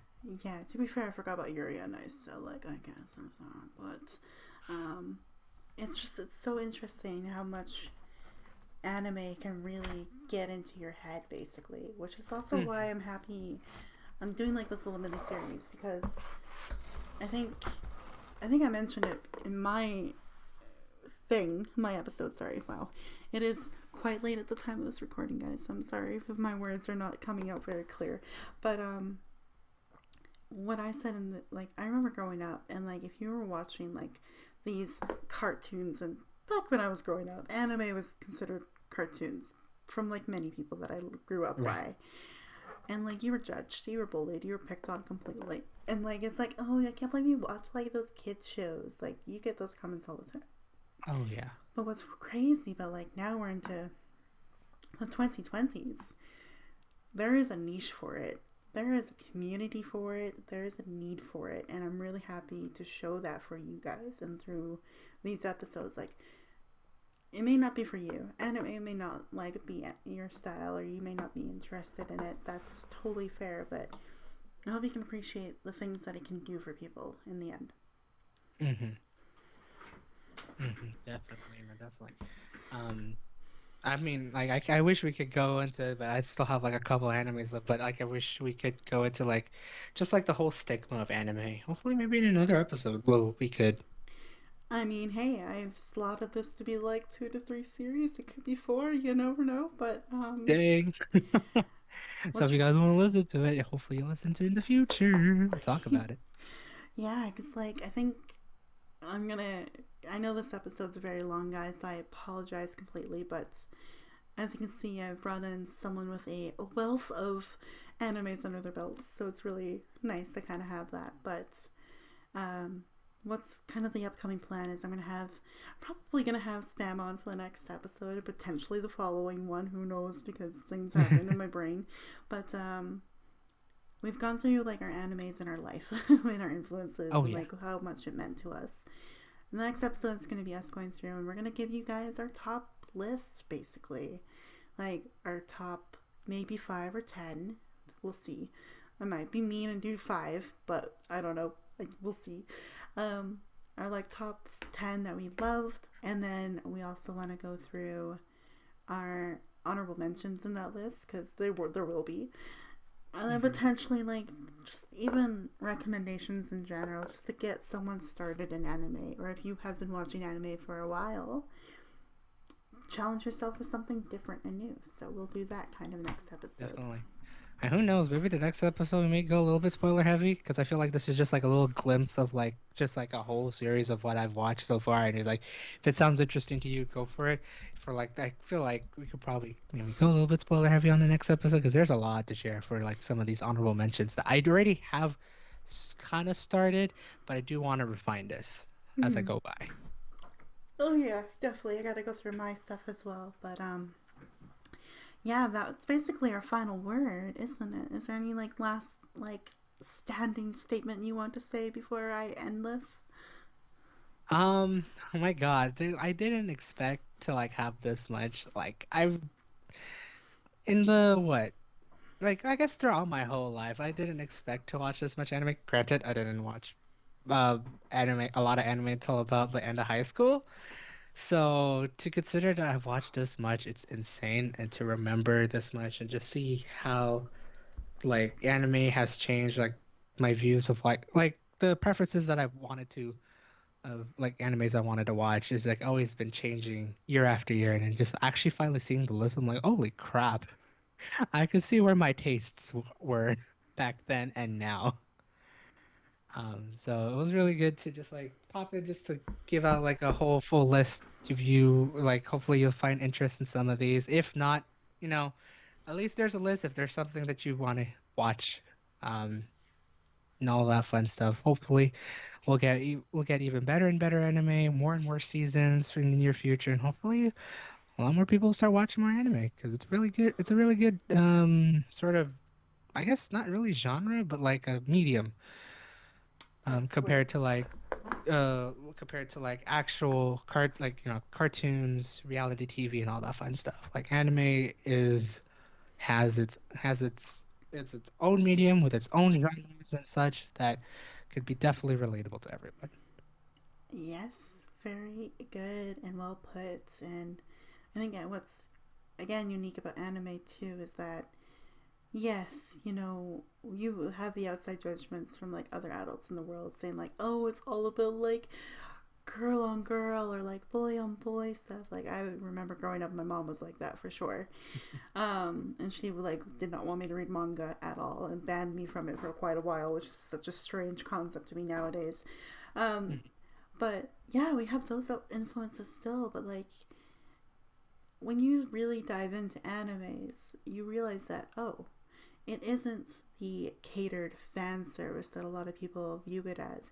There's more to it. So I hope with these 2 episodes with Spam and I, you guys can see that and appreciate it and check out things yourself. And who knows, you might Definitely. I become mean, a nerd like us. definitely. I mean, like you can see, we have varying tastes, and yet we do share some common ones. So, you know, watch as many as animes as you can. See what piques your interest. You know what? Also, do it with your friends. If they want to watch anime, go have, bring them in. Go get make an account on Crunchyroll, get a premium thing, watch anime. Or if you have a Netflix account, go watch some of the anime there because they actually have some pretty decent anime that they have brought in. So, you know, The Fate there series is on there. I'm just gonna throw that out there. All right. there's definitely a lot more now compared to what we've seen before. And Yes. for judging from our lists and the history, you can see how much has changed and how much like that. Hopefully, we'll get to talk about it more in the future episodes. Oh yeah, we'll get there. Like I'm sure. Don't worry, guys. But we will not make this a full 3-hour episode. We're gonna end it here. Okay. So, all of Spam's links will be below in the chat, like Twitch, YouTube, Twitter, all that stuff. Give him a follow. And if you want him to talk more in depth about these animes, let him know. Let me know. I'll pass it along because this could be an interesting like couple one-off videos for himself. So who knows? Yeah, who Um, knows? Definitely put some comments down there. I'm willing to give it a read just to see what like recommendations or anything like that. yeah, and yeah, basically that will be it. So just let us know what you think, what your thoughts are. I will be ending it here. So I hope there were plenty of drinks at this table for you all to get through this episode because I know I had some water and coffee myself. So We'll uh, see. enjoy listening to this, and next week we will be back with our top list for animes. This is me, Dragon, saying bye bye, and that is Spam saying. See ya. Couldn't figure my intro. There we go. Bye. Bye.